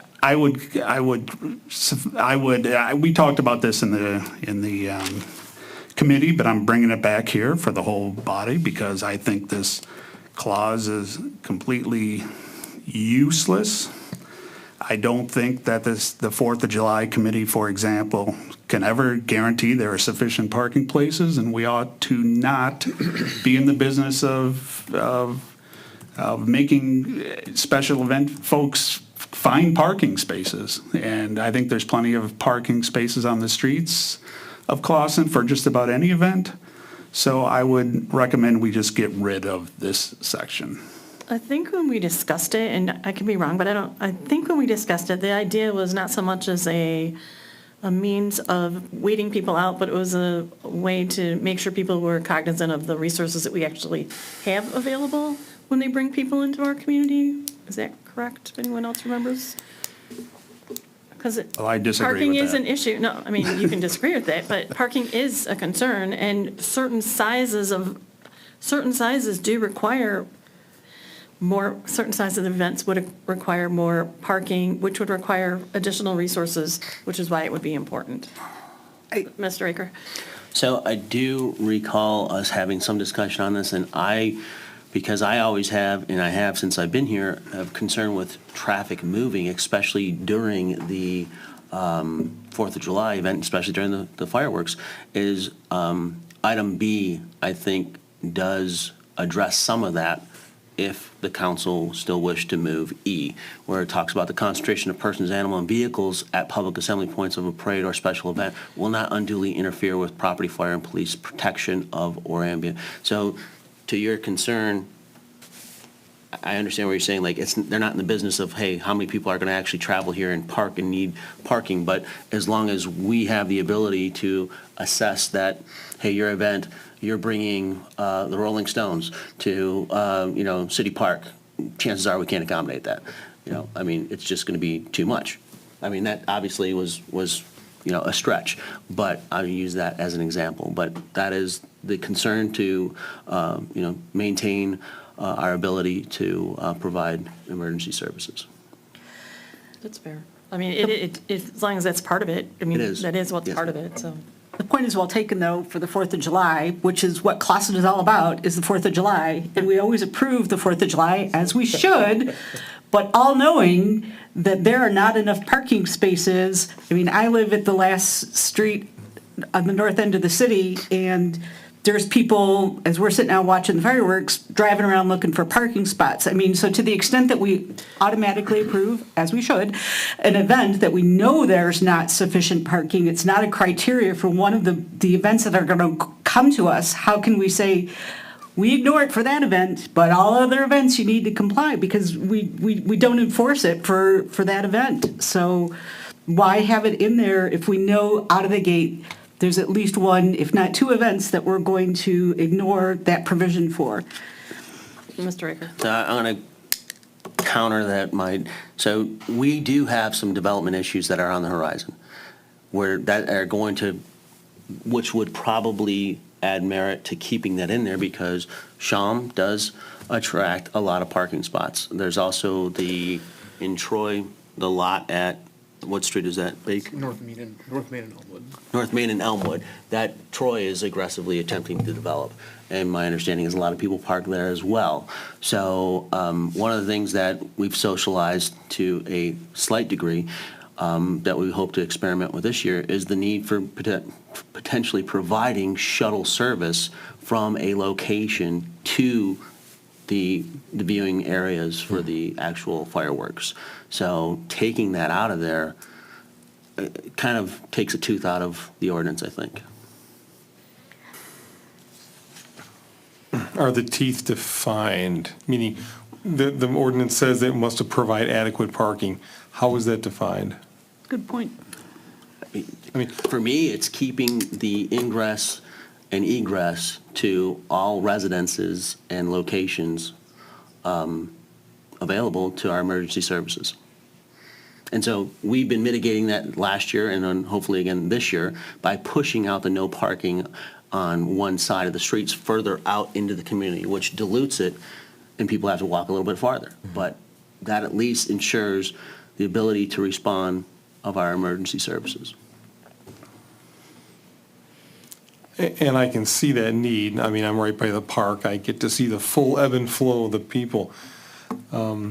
My concern is this, I mean, 4th of July is our ultimate special event. Everything else kind of pales in comparison. So I'm just kind of wondering, I mean, the general concept is good, but we're violating it probably not only in spirit, but in practice once a year. I'm just wondering why we need to define it for every other event, which is much smaller events. I'm asking that it stays in there, I'm just specifically so that we continue that argument. I mean, I get that those folks should not be, from a legal perspective, I'll ask the city attorney to reflect on whether or not it has merit staying in or out.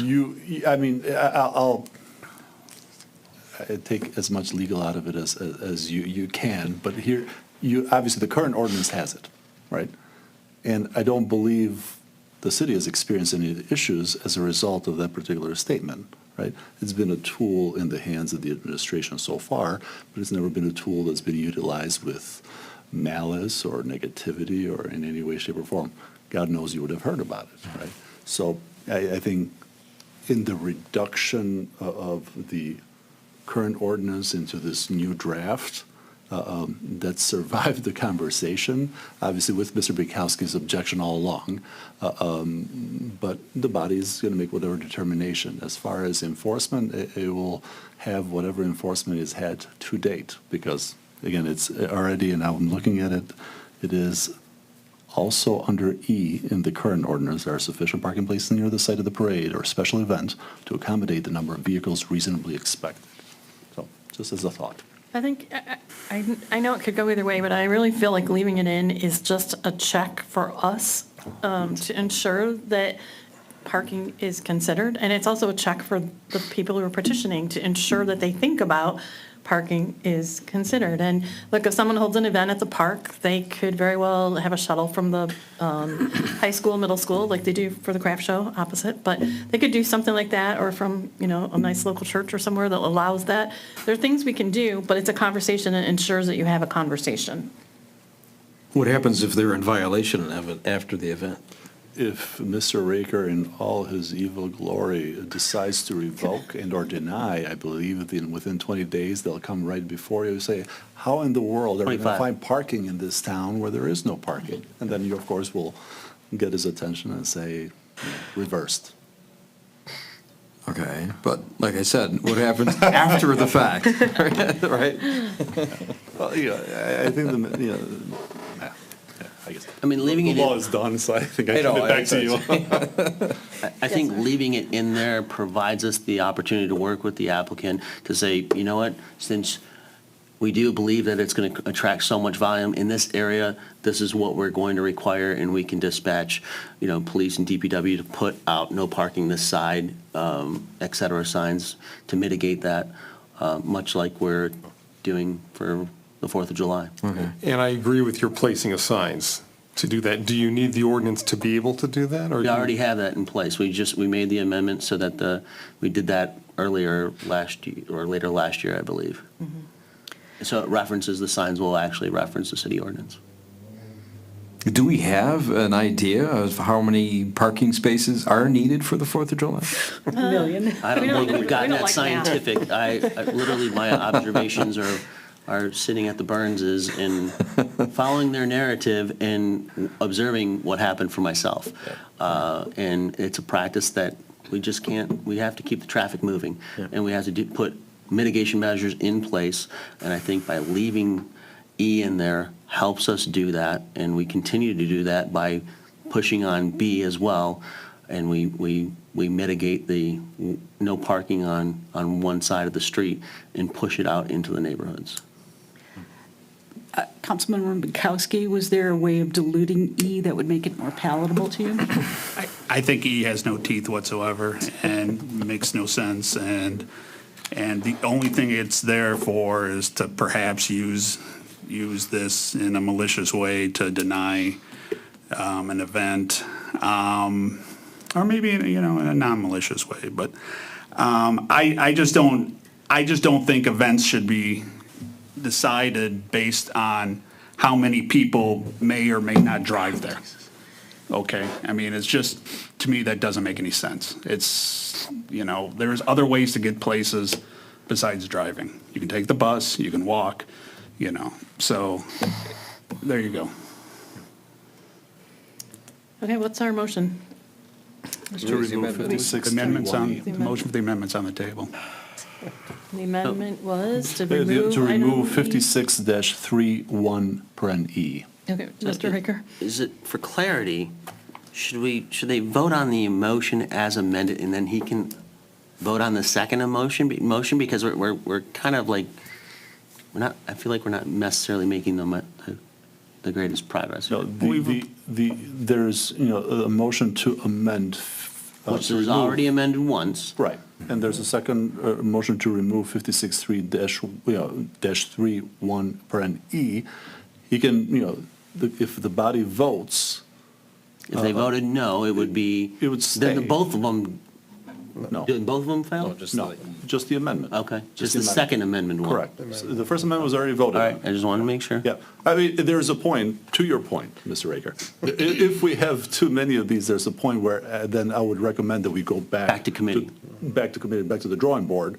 But if it's down to, these two are fairly laser focused and straightforward, in open session, that's appropriate. Are Did you there have any other amendments by anything else? chance? I have no other amendments after this one. There you go. Vote I'm away. done too, so. Okay, all right. So then we will vote on this, and then we go back to the original to say we accept First reading. the first reading. Yes, ma'am. Okay. So the motion is to delete Correct. the element, that's, Michelle? Councilmember Shepherd? No. Councilmember Anderson? no. Councilmember Binkowski? Yes. Mayor Milan? No. Mayor Pro Tem Moffett? Yes. Okay, so we have agreed to leave motion E in, whatever that was, 56-4. 5631E, ma'am. 5631E will remain, and now we will, if we have a motion to vote on the. First reading of the First ordinance. reading of this amendment, this, whatever we're doing. Ordinance, yep. Someone like, do we have a motion? We There's need already a motion. It's already. Yeah. Okay. We finished the discussion? I'm so confused. Roll call, please. Councilmember Anderson? Yes. Councilmember Binkowski? Yes. Mayor Milan? Yes. Mayor Pro Tem Moffett? Yes. Councilmember Shepherd? Yes. Thank you. Thank you. We have just approved our first reading of an ordinance to amend the City of Clausen Code of Ordinance, Chapter 56, Special Events. That will come back before us soon. We will move on to item 9C, which is consideration to award the bid for the 2024 Major Road Joint and Crack Sealing Program. Madam Mayor, I move that the bid for the 2024 Major Road Joint and Crack Sealing Program be awarded to Michigan Joint Sealing Incorporated for a total of $139,659.88. Be approved. Support. Thank you. Mr. Raker? Thank you, Madam Mayor. Joint crack sealing is a maintenance measure used to extend the useful life of roads and is conducted during warmer weather months. The program went dormant during the turbulent years of turnover within the city administration. DPW leadership and our contracted engineers, AEW, have worked to breathe life back into this necessary maintenance program. Following public advertisement and bid solicitation, bids were publicly opened on March 13th, 2024. The certified low bidder was Michigan Joint Sealing Incorporated with a total bid of $139,659.80. The job entails sealing 176,770 feet of joints and cracks on major roads as demonstrated in the attached map. Based on AEW's review of references and prior experience with the service provider, they recommend to award the bid to Michigan Joint Sealing Incorporated. Yes, Mr. Binkowski? I'm wondering if the city manager has, or the DPW superintendent has done any investigation as to the large disparity in between the three bids. Why is they are 308,000 compared to 139? Do we know why? This Michigan, based exactly on what they said, and we did ask that this is a huge disparity. And in fact, the second guy thought he was in the running from what I understand, and he was way off. So they're the ones that have been around for quite some time. They have a lot of the contracts, and they know how to bid the job. And that's what their explanation was. You can understand my nervousness though, right? I don't understand your nervousness, but I understand your question. Okay. And precisely, we asked the same one. That was my question too, and I was hoping that the AEW person who went through the bid process would be here, because and I don't know what this on this tabulation of bids, the mobilization line item, the company that they're recommending we award it to, their unit price is $850, and the other two unit price is $10,000 and $17,000. Like, how can there be such a disparity in that line item? Like, I was hoping someone would be here to explain that. That just, I can't wrap my brain around there being a, $9,150 unit price difference, and even more than that between the other one. It doesn't seem like it's the same material or something. I was really hoping they'd be here to be able to explain that to us. I don't get it. I agree with those concerns. I guess my concerns are somewhat comforted by the fact that we do have a track record with these people. Well, no, I'm not aware of when the last time they were here. This maintenance program has not been around for at least the last 6 years that I'm aware of. So, but AEW has an extensive rapport with them and was not surprised by their bid at all. Were they then thoroughly shocked at the higher bids? AEW The second does. guy was surprised. He thought he was competitive. No, not the people quoting AEW. Were they surprised that the other two bids were so No. high? No, they have the rapport with them, and they have the references, and they've vetted them, and that's their recommendation. Okay, I guess my thought process is, whenever you get bids that are highly different, if the low bid is a good bid, it's because they have more familiarity with what they're bidding. Sometimes if you're coming from the outside, you tend to overbid.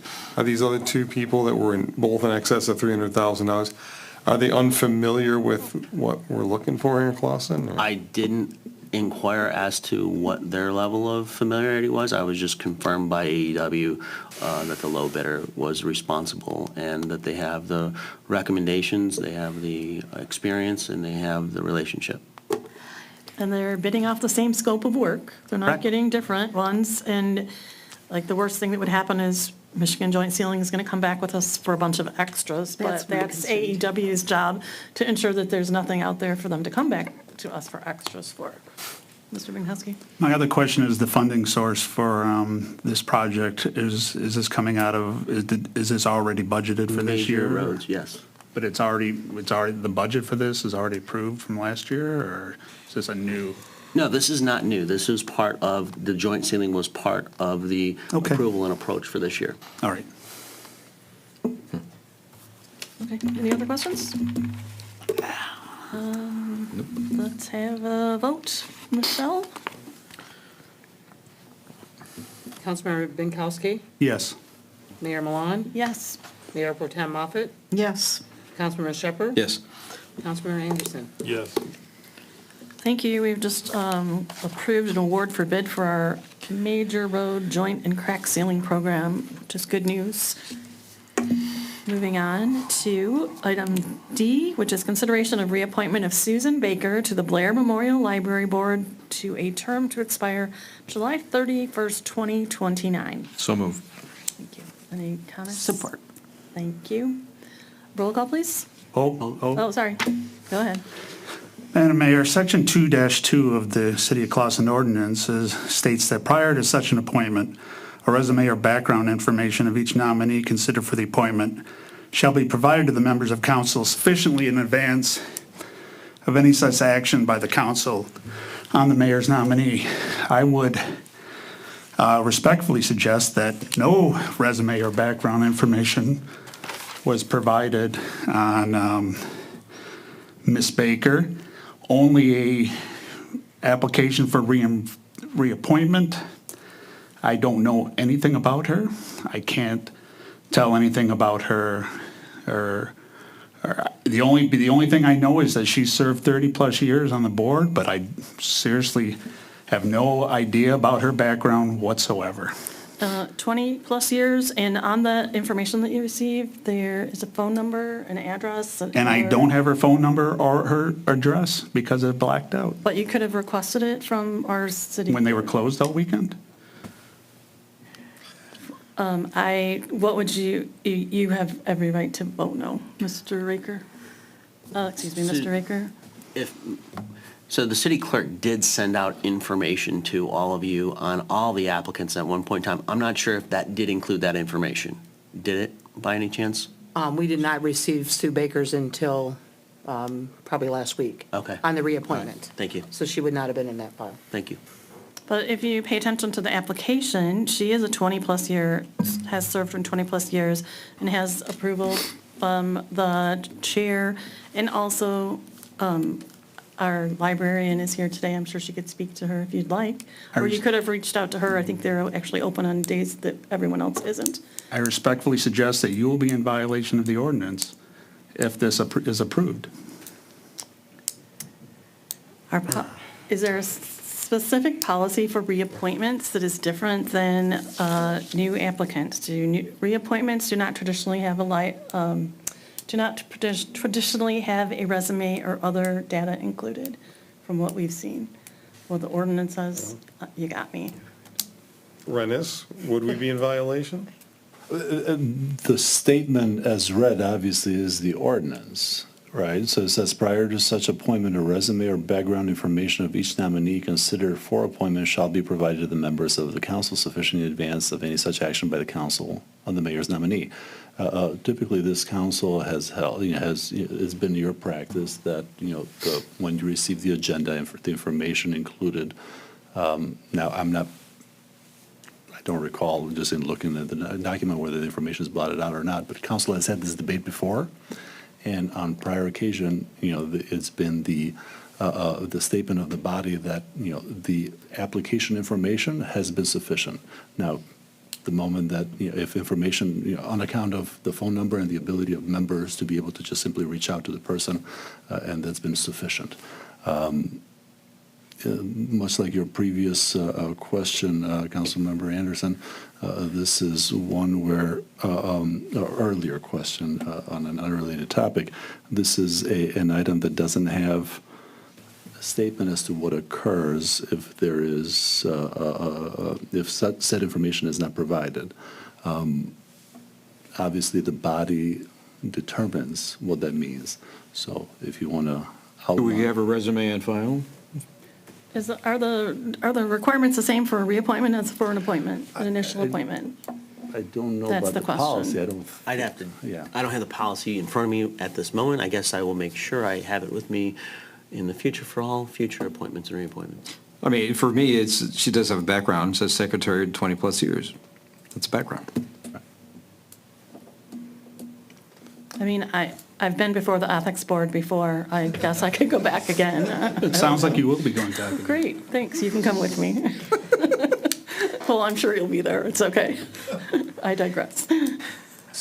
So in the interest of complying with the policy, I mean, because it says an application, and this is an application, so it doesn't define the application, but perhaps what everyone was, or the council did not have the opportunity to reach out and have the discussion with her, because that's always been the comment that, they provided with the phone number and that sort of thing. So if we wanted to talk to Ms. Baker, we could.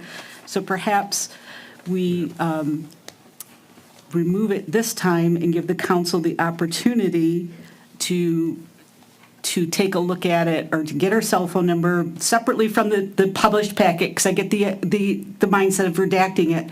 But what should have happened was separately from the council packet is we all should have received her application, and it doesn't have to have her life story in it, but it does have to have the contact information so that if we did want to interview her, we would have the means to do so. So I think that the only misstep was that we weren't afforded the opportunity to reach out and have a discussion with her if we wanted to.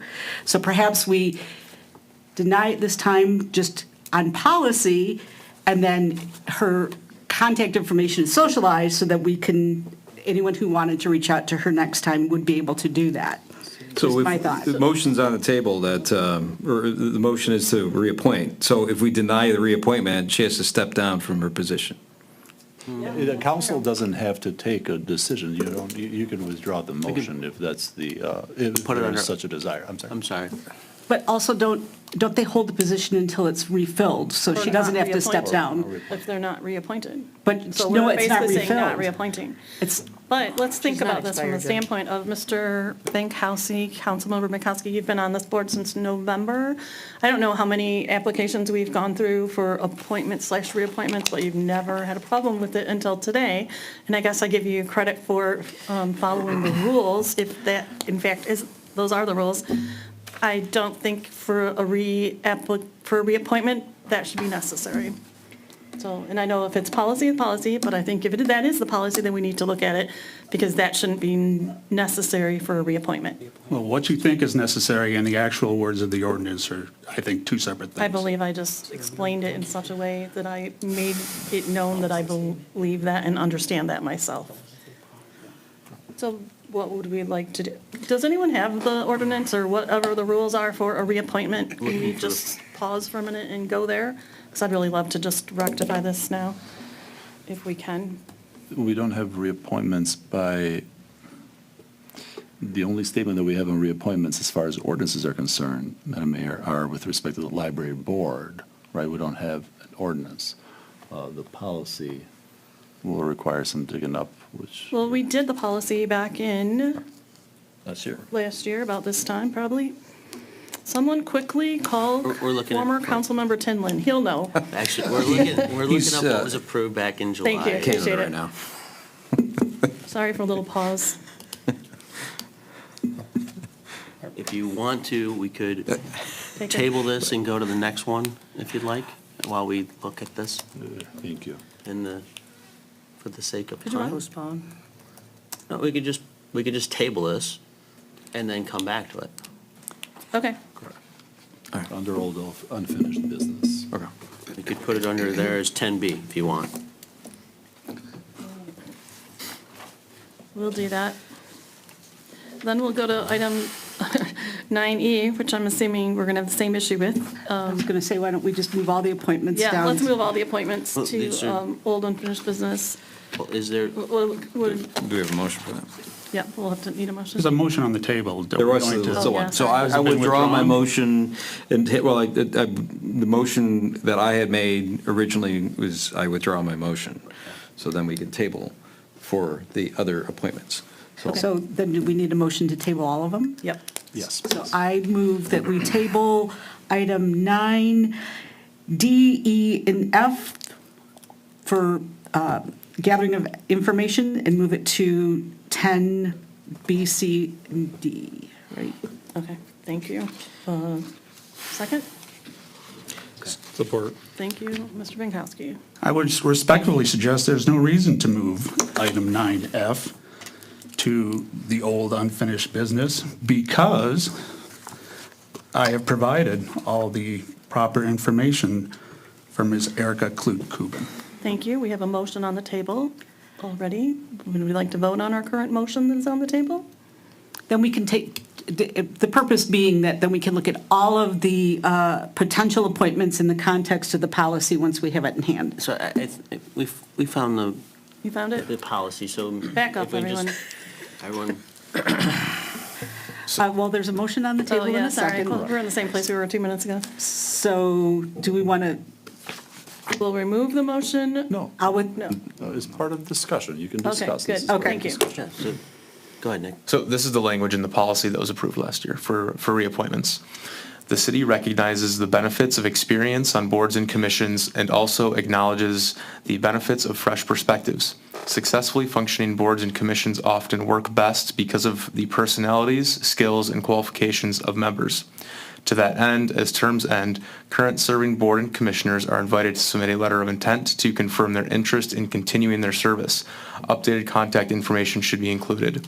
The mayor shall consider the reappointment of current boards and commissioners of good standing, evidenced by compliance with city policies, ordinances, and bylaws, before identifying new members to serve unless there are significant diversity issues that should be addressed with the board or commission. Yes, sir? I remember back last year when I was talking about the appointment of Mr. Tinlin and to the Planning Commission, and I was chastised for suggesting that we consider the procedure, the policy, as somehow being over the ordinance. And I will go back to and read the ordinance again. Prior to such appointment, a resume or background information of each nominee considered for appointment shall be provided to the members of the council sufficiently in advance of any such action by the council on the mayor's nominee. And I will That say has not again been done here. that we're discussing a reappointment, and I would beg that an appointment is different than a reappointment, and thus that does not apply. Mr. Ricker? So, in support of the policy, what we could do is just move that reappointment to, we'll provide the contact information directly to the council members, so that if anyone wants to talk or interview the person, that can be done, and that can return on unfinished business for the next meeting if it's council's desire. But the other two, I think, have merit in going forward with the way they are presented currently. But Wait, but, let me see. I would rather just table all and move it out to old unfinished business for the next meeting. I would agree. Okay. I would agree. Let's table it all. So, Vote? yeah. The vote to table, could you reiterate, you please? just, The I'm sorry, motion? if you could, for clarity, tabling sometimes has its nuanced interpretation. I'm sorry, So yes. I was tabling it just for today. I'm suggesting that you put it on unfinished business going forward. I make a motion to move, to postpone these appointments for review for our next regularly scheduled council meeting. Support. Roll call, please. Yeah, so it's an amendment to his own motion, so you can do that, so that's appropriate. On the amendment that we had. So this is the body of his motion. had an amendment to move these. Right, to table, but he's amending his own motion, as I understand it. Yes. You're amending your own motion to not to table any longer, but to postpone Yes. to the next meeting. So you just call it a vote. I on had that. the motion as Moffett. Understood. Mayor I Pro Tem made the Moffett. original Oh, motion. It was not apologies. Shepard. No, that's okay. I wasn't sure. My apologies, I Because I apologize. remember doing B, C, I D. had, when- I had Moffett and Anderson as the motion support on that amendment. Councilmember move that. Shepherd is offering a great amendment, but So- proposed language to your motion. So it's been seconded, so we'll have that vote and then have this vote, or can I just amend my original motion and have one vote? You can amend your original motion as so long as there's second, that's appropriate, ma'am. I would amend my original motion to comply with the words of wisdom from Councilmember Shepherd to be incorporated. Support. Okay.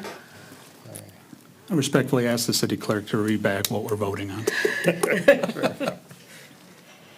I have that the motion be postponed To the next meeting. and to unfinished business at the next city council meeting. The appointments, the three appointments, B, D, E, and F. 9, D, E, and F be moved to the next meeting. Okay.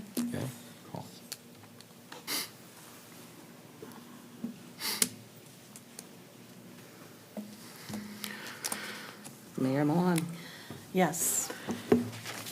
Mayor Pro Tem Moffett, Yes. Councilmember Shepherd, Yes. Councilmember Anderson, Yes. Councilmember Binkowski. No. Okay, thank you. We have just passed that we are going to consider reappointments for items D, E, and F to our next meeting. Moving on, we'll go to item 9G, which is consideration of discussion of establishing workshop dates for the upcoming fiscal year 24-25 budget. So moved.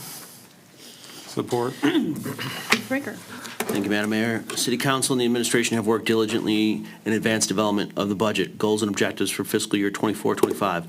Council received 2 memos and have been reminded on the administration's request for their ability for budget workshops. The administration has not received anyone's availability, which hopefully translates into confidence in our collective direction. Previous discussions demonstrated an interest by council to approve the budget at the May 7th regular city council meeting. At the last city council meeting, a special meeting was set for April 23rd at 7:30 for presentation of the budget. That meeting will also function as a workshop. If the council feels it is necessary for additional workshops, the administration is suggesting workshops to be scheduled for Thursday, April 25th at 7 p.m. and Tuesday, April 30th at 7 p.m. Once the council is satisfied with the budget, any remaining workshops can be canceled. Okay. Council, what are your wishes? I'm emotional about this. No tears, please. I move that we schedule the workshops for Thursday, April 25th at 7 PM and Tuesday, April 30th at 7 PM as suggested. Support. Any discussion? Again, could you repeat? I've got the 24th, The 25th and the 30th. 25th, and the 30th of April. Okay, roll call, please, Michelle.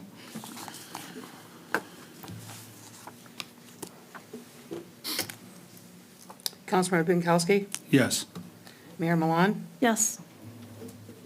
Mayor Pro Tem Moffett, Yes. Councilmember Shepherd, Yes. Councilmember Anderson, Yes. Councilmember Binkowski. I already voted yes. Sorry. Wrapped You're it so around, important, sorry. you get to do it twice. That's nice. So we have just approved workshop dates for our upcoming 24-25 fiscal year budget. Those workshops will be held Thursday, April 25th at 7 PM and Tuesday, April 30th at 7 PM. And with that, we'll move on to item 10A, which is old unfinished business, which is, we don't often have old unfinished business, but today we do, which is consideration of continued discussion on the draft fiscal year 2024-2025 City Council Administration Goals and Objectives. So moved. Support. Thank you. Mr. Raker. Thank you, Madam Mayor.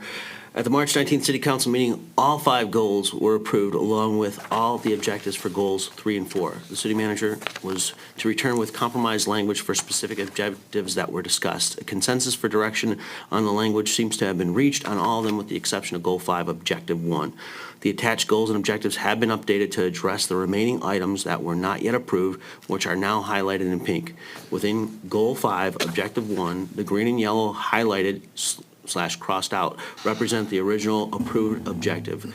The green highlighted alone was the city manager's suggested refinements presented to you on March 19th. The green and pink are the city manager's suggested compromise language for your consideration and continued discussion.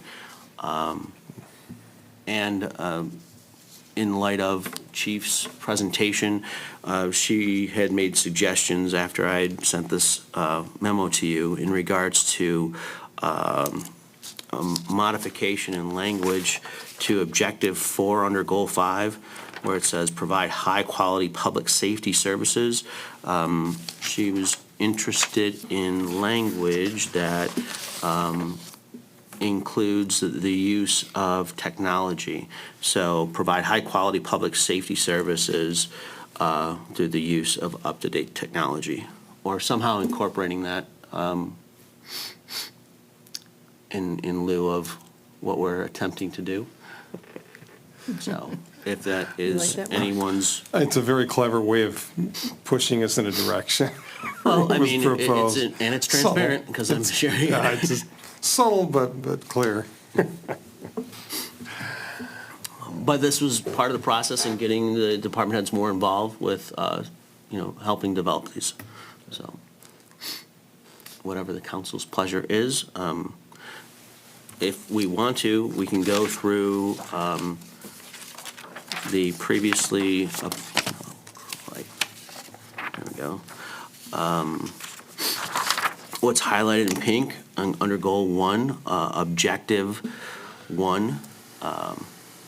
I think Councilmember Moffett mentioned to have some type of reference to collaboration and the DDA, and we took it even farther. I think maybe even discussion what did include the chamber and then other business-centric entities. So if that is acceptable language, that would be. Mr. Vinkowski. Language for that is not acceptable to me. The Clausen Chamber of Commerce is not a city organization in any way, shape, or form. They are a private entity. They're a business lobbying group. Although we do rent them space in our city hall, there is no reason why we should have them in our goals at all. I respectfully disagree. They're a partner with the city, and they do a heck of a good job advocating for the business community and the city at large. We could look at the DDA in that same vein if we wanted to be really particular about. The DDA is a city organization. It's No, passed by ordinance and approved taxpayer funding. The chamber is a business lobbying group. Yes, they may do things with the city, and that's great, but we cannot impose our goals on a private organization that has nothing to do with us. I don't take this as imposing our goals on anyone. It's an indication that this administration and council will work with the entities that make our community successful And that includes the chamber and the DDA and business-centric entities. It's just saying, we're going to look outside of our internal walls to ensure that those other entities that make us a success are part of the process. That's how I take it, but. I don't think it's putting the goal on the Chamber of Commerce, it's putting the goal that the city manager must work with them. That's how I'm interpreting it. I don't care if the city manager works with the Chamber of Commerce or not. I want the city manager to do what's best for the city. If that involves working with the Chamber of Commerce, great. If not, I don't need them. So I don't know why they're on our goals. It makes no sense to me. Well, I want the Secretary of Defense to work closely with Lockheed International to develop weapons systems. And Lockheed is known to be lobbying the government. So, yeah, I think if I were the president, I'd want the Secretary of Defense to cooperate with Lockheed and other defense contractors. Thus, I think Mr. Raker should be cooperating with the Chamber of Commerce. I have no interest in parsing out city's goals and responsibilities to a private entity that is not related to the city. It's not parsing out anything. It's identifying active stakeholders in our community, and I think we should commend him for looking outside of our walls and understanding that these other entities are impactful upon us, and we can thank our Mayor Pro Tem for bringing that to his attention. I think it's a valid thing. If you don't like it, it's fine, but it's not a bad thing. Don't make it seem like it's a bad thing. Well, it is a bad Certainly thing. not. Does anyone else have any comments regarding that topic? Okay, we'll move on from that one to the next one, Mr. Raker. Okay, in goal 2, objective 1, Councilmember Moffett wanted and responsiveness in there, and simply that was added. I'm assuming we're good with that. And then under objective 6, there was discussion about the website and a due date, and the website by June 30th, 2024 was what was the consensus, even though that is already implied by the fact that it's a fiscal year goals and objective, but I put it in there. And then we get to goal 5, which I think the Councilmember Binkowski and myself went back and forth. I think, I discussed with DPW and with Nick, trying to develop some compromise language, and I think this addresses the fact that we're addressing the road system, but instead of you saying that you wanted all of them, all roads at a fair or better condition, which I think is not realistic, I do believe that we can get the average of our road system to a fair or better. And then I think I adequately address your concerns as far as water and sewer. At least that's my intent. I would respectfully disagree. The portion here, the word coordinated means that the plan should address water mains and sewer sections simultaneously when roads are repaired in the event that said water mains and sewer sections are disposed underneath said roads. And multiple funding sources and options should be presented to the council for consideration. To me, this is an important part of the goal, that we do things in a smart manner, that we coordinate our water and sewer repairs with the roadway above them, that we don't rip up a road, then have to rip it up 2-3 years later to replace the water main or the sewer. I don't understand why we can't keep this in, and I don't understand why the city manager keeps trying to remove it. It says coordinated in there. I kept coordinated in. You took out the definition of coordinated. Because it's not necessary to define what coordinated is. I mean, it is, I think we've demonstrated that thus far, that coordinated is exactly what it is, and all the work that we've done thus far has been that way. In fact, you guys just approved a closed-circuit TV budget amendment because the coordination was necessary to get the televising and cleaning done first before we set all the other priorities as far as getting that element of coordination down. Mr. Binkowski. If the word coordination means what you say it means, then go ahead and leave in my language. The word coordinated means that the plan should address water mains and sewer sections simultaneously when roads are repaired. I mean, if it's coming down to like you're going to dig your heels in, I'll acquiesce just specifically because you're having a bit of a fit about it, but I think we've dealt with this pretty accurately, and I've been more than congenial and professional in trying to meet you halfway. I would think our administration is going to want to do everything, any project that they take on, they're going to want to take on to the most expedient possibility and utilize our resources the best that they can, which that's implied.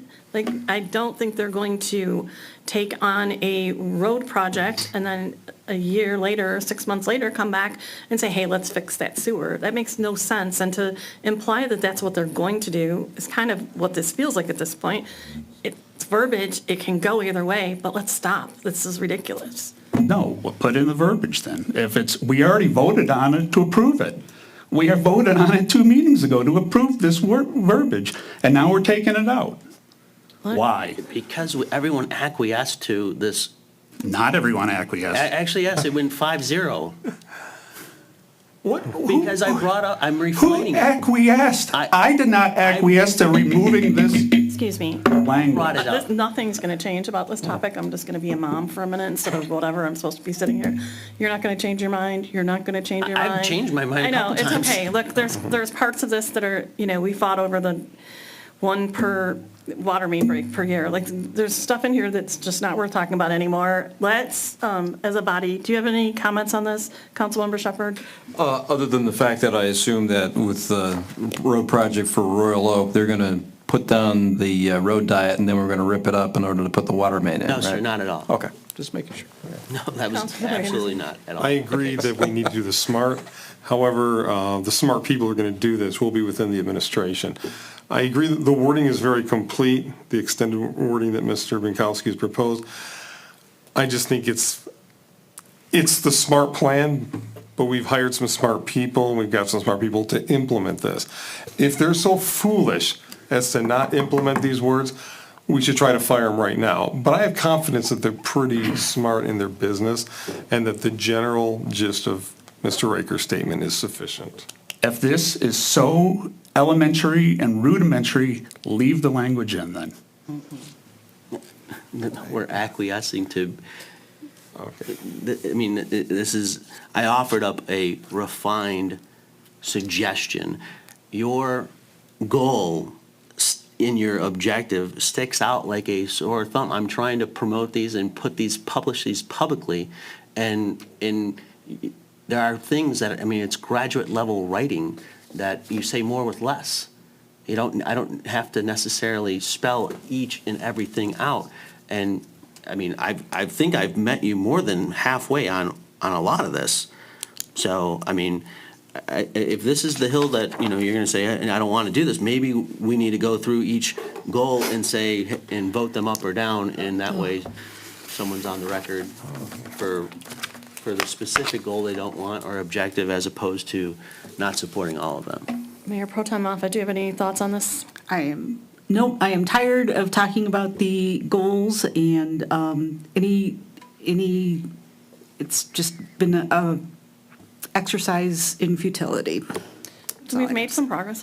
Let's give credit. We have made progress. We've come to some, we have one bone of contention, which I don't know, this was not an item for a vote, but should we place a vote on this? Should we go ahead and make a motion to approve these?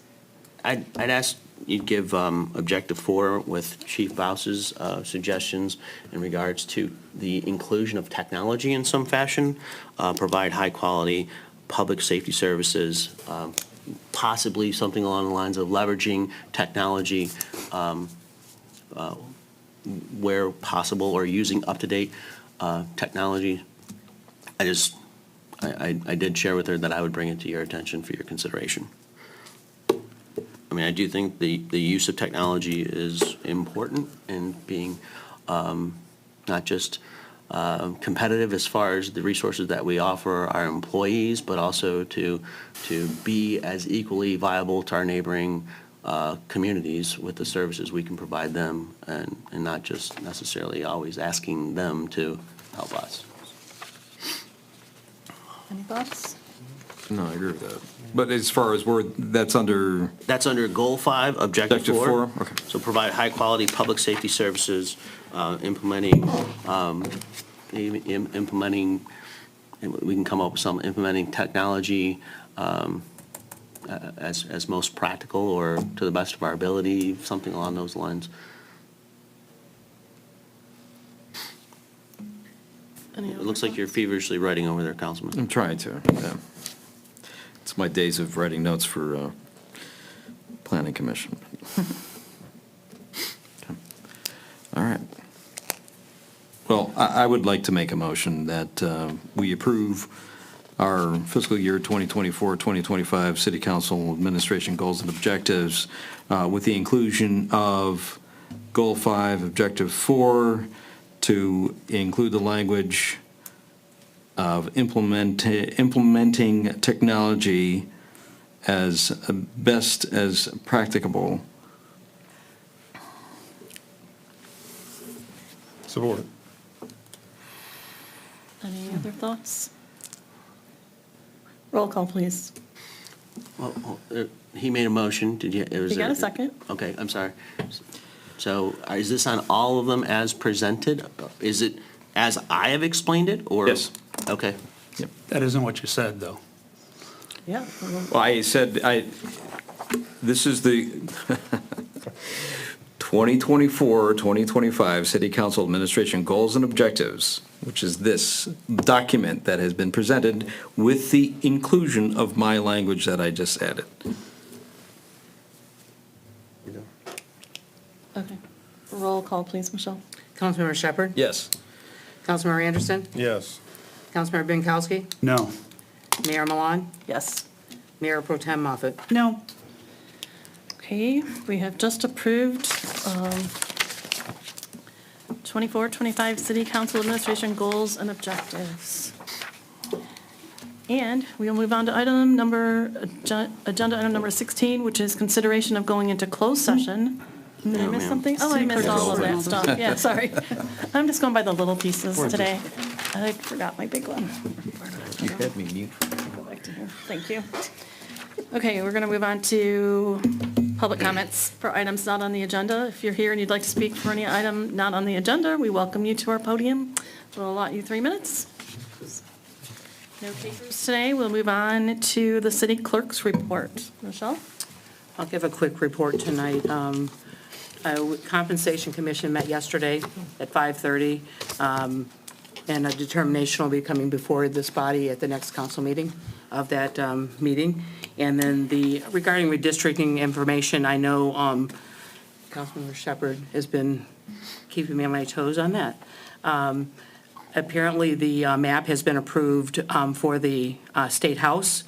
There is no change to Clausen under the State House currently.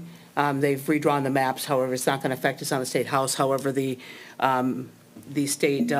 Senate will be decided at a later time, and they're not going to be on, I don't believe, until 2025. So we have a longer time frame for that.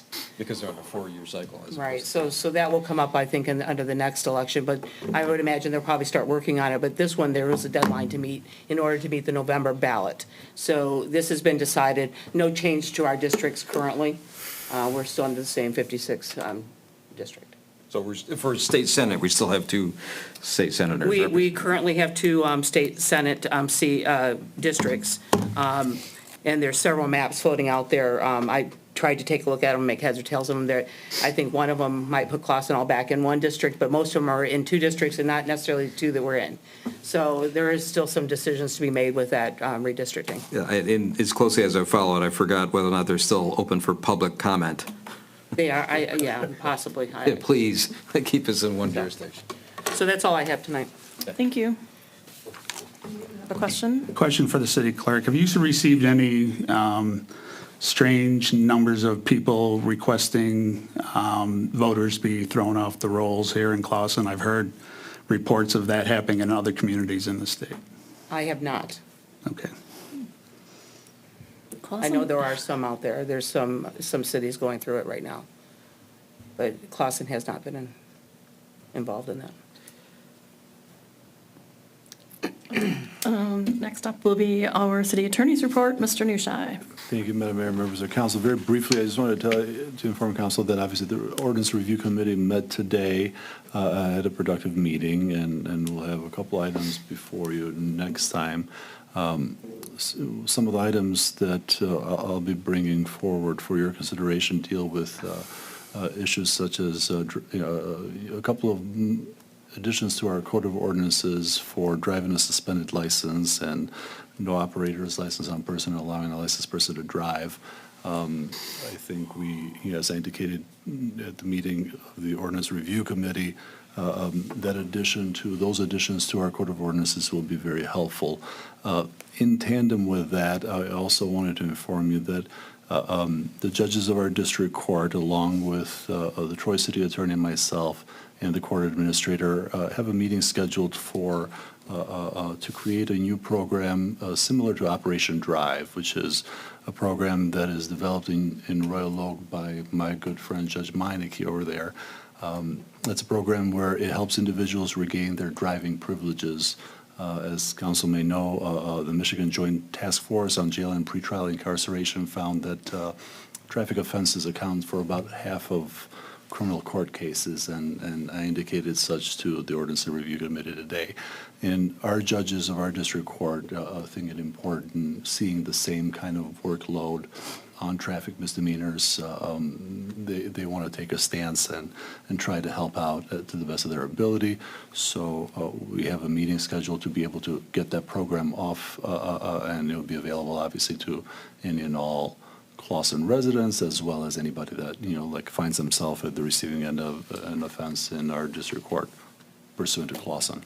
So those are things that are coming up, and I'll obviously keep you apprised of all that. Barring that, I have nothing additional. Great, thank you. City Manager's report, Mr. Raker. Madam Mayor, I have nothing to report. Yes, sir. Question for the city manager about the opioid settlement funds. It's my understanding that these funds have started to be distributed by the state to local communities. Are you including in the budget any proposals for appropriation of such funds?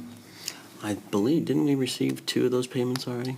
We have gotten a couple of the payments in small sums. I don't know if we have specific programs in place right now for that funding. But they're just sitting there waiting for us to appropriate them. Well, we've gotten part of the funding, yes. It's been coming in certain sections because there's added lawsuits and settlements from the other entities. And so I think because we're a smaller jurisdiction, the sum that we're getting is, we wanted to let it grow a little bit before we expend it so we can actually make an impact.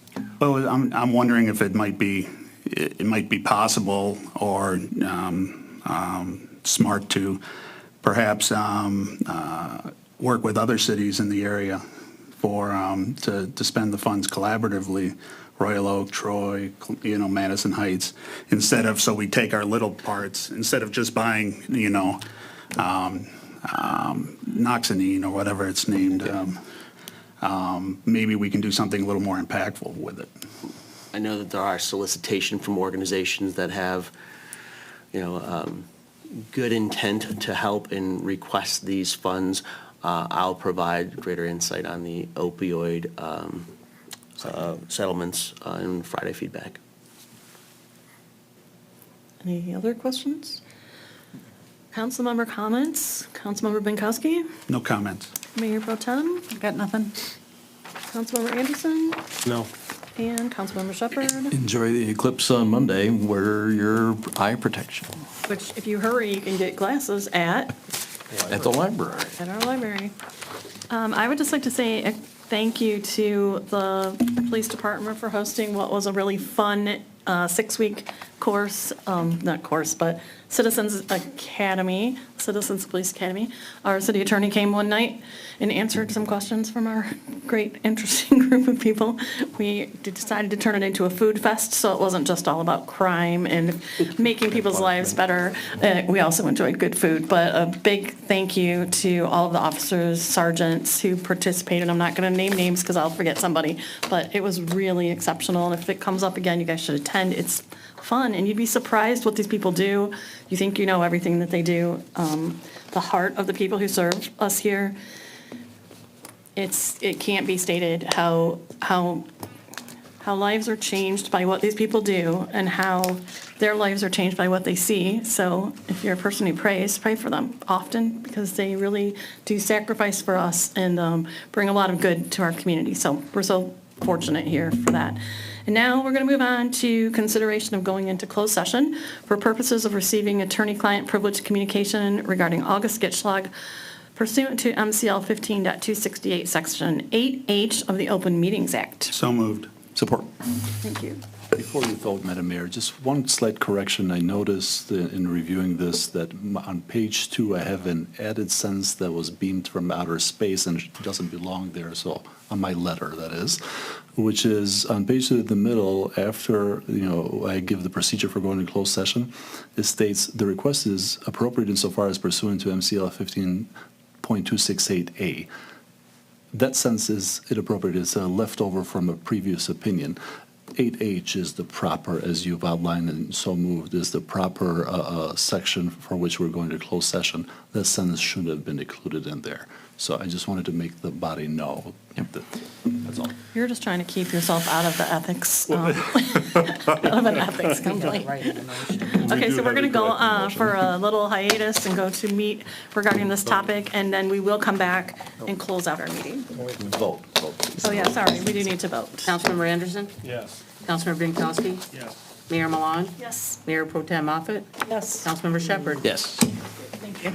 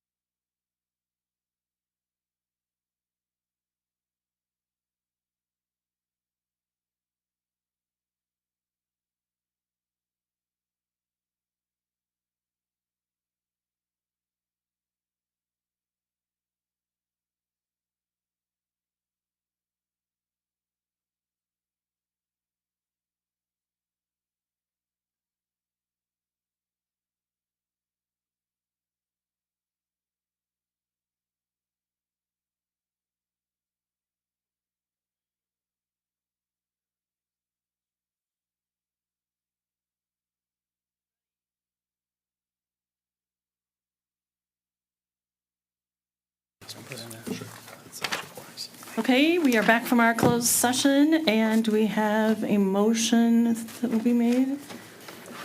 Just motion to adjourn, right? No, we have to make a motion first regarding our meeting. I move that we instruct the city attorney to notify Mr. Gitschlag of the consensus of closed session. Thank you. Support. Good job. Michelle?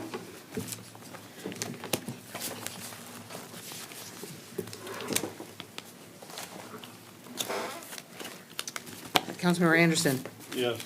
Councilmember Binkowski. Yes. Mayor Milan. Yes. Mayor Pro Tem Moffett. Yes. Councilmember Shepherd. Yes. Wonderful. We have approved a motion to have our city attorney contact Mr. Gitschlag, and now Move to adjourn. someone would want to make a motion to adjourn. Michelle, again. These Councilmember people are in a Binkowski. hurry. Yes. Mayor Milan. Yes. Mayor Pro Tem Moffett. Yes. Councilmember Shepherd. Yes. Councilmember Anderson. Yes. Meeting adjourned.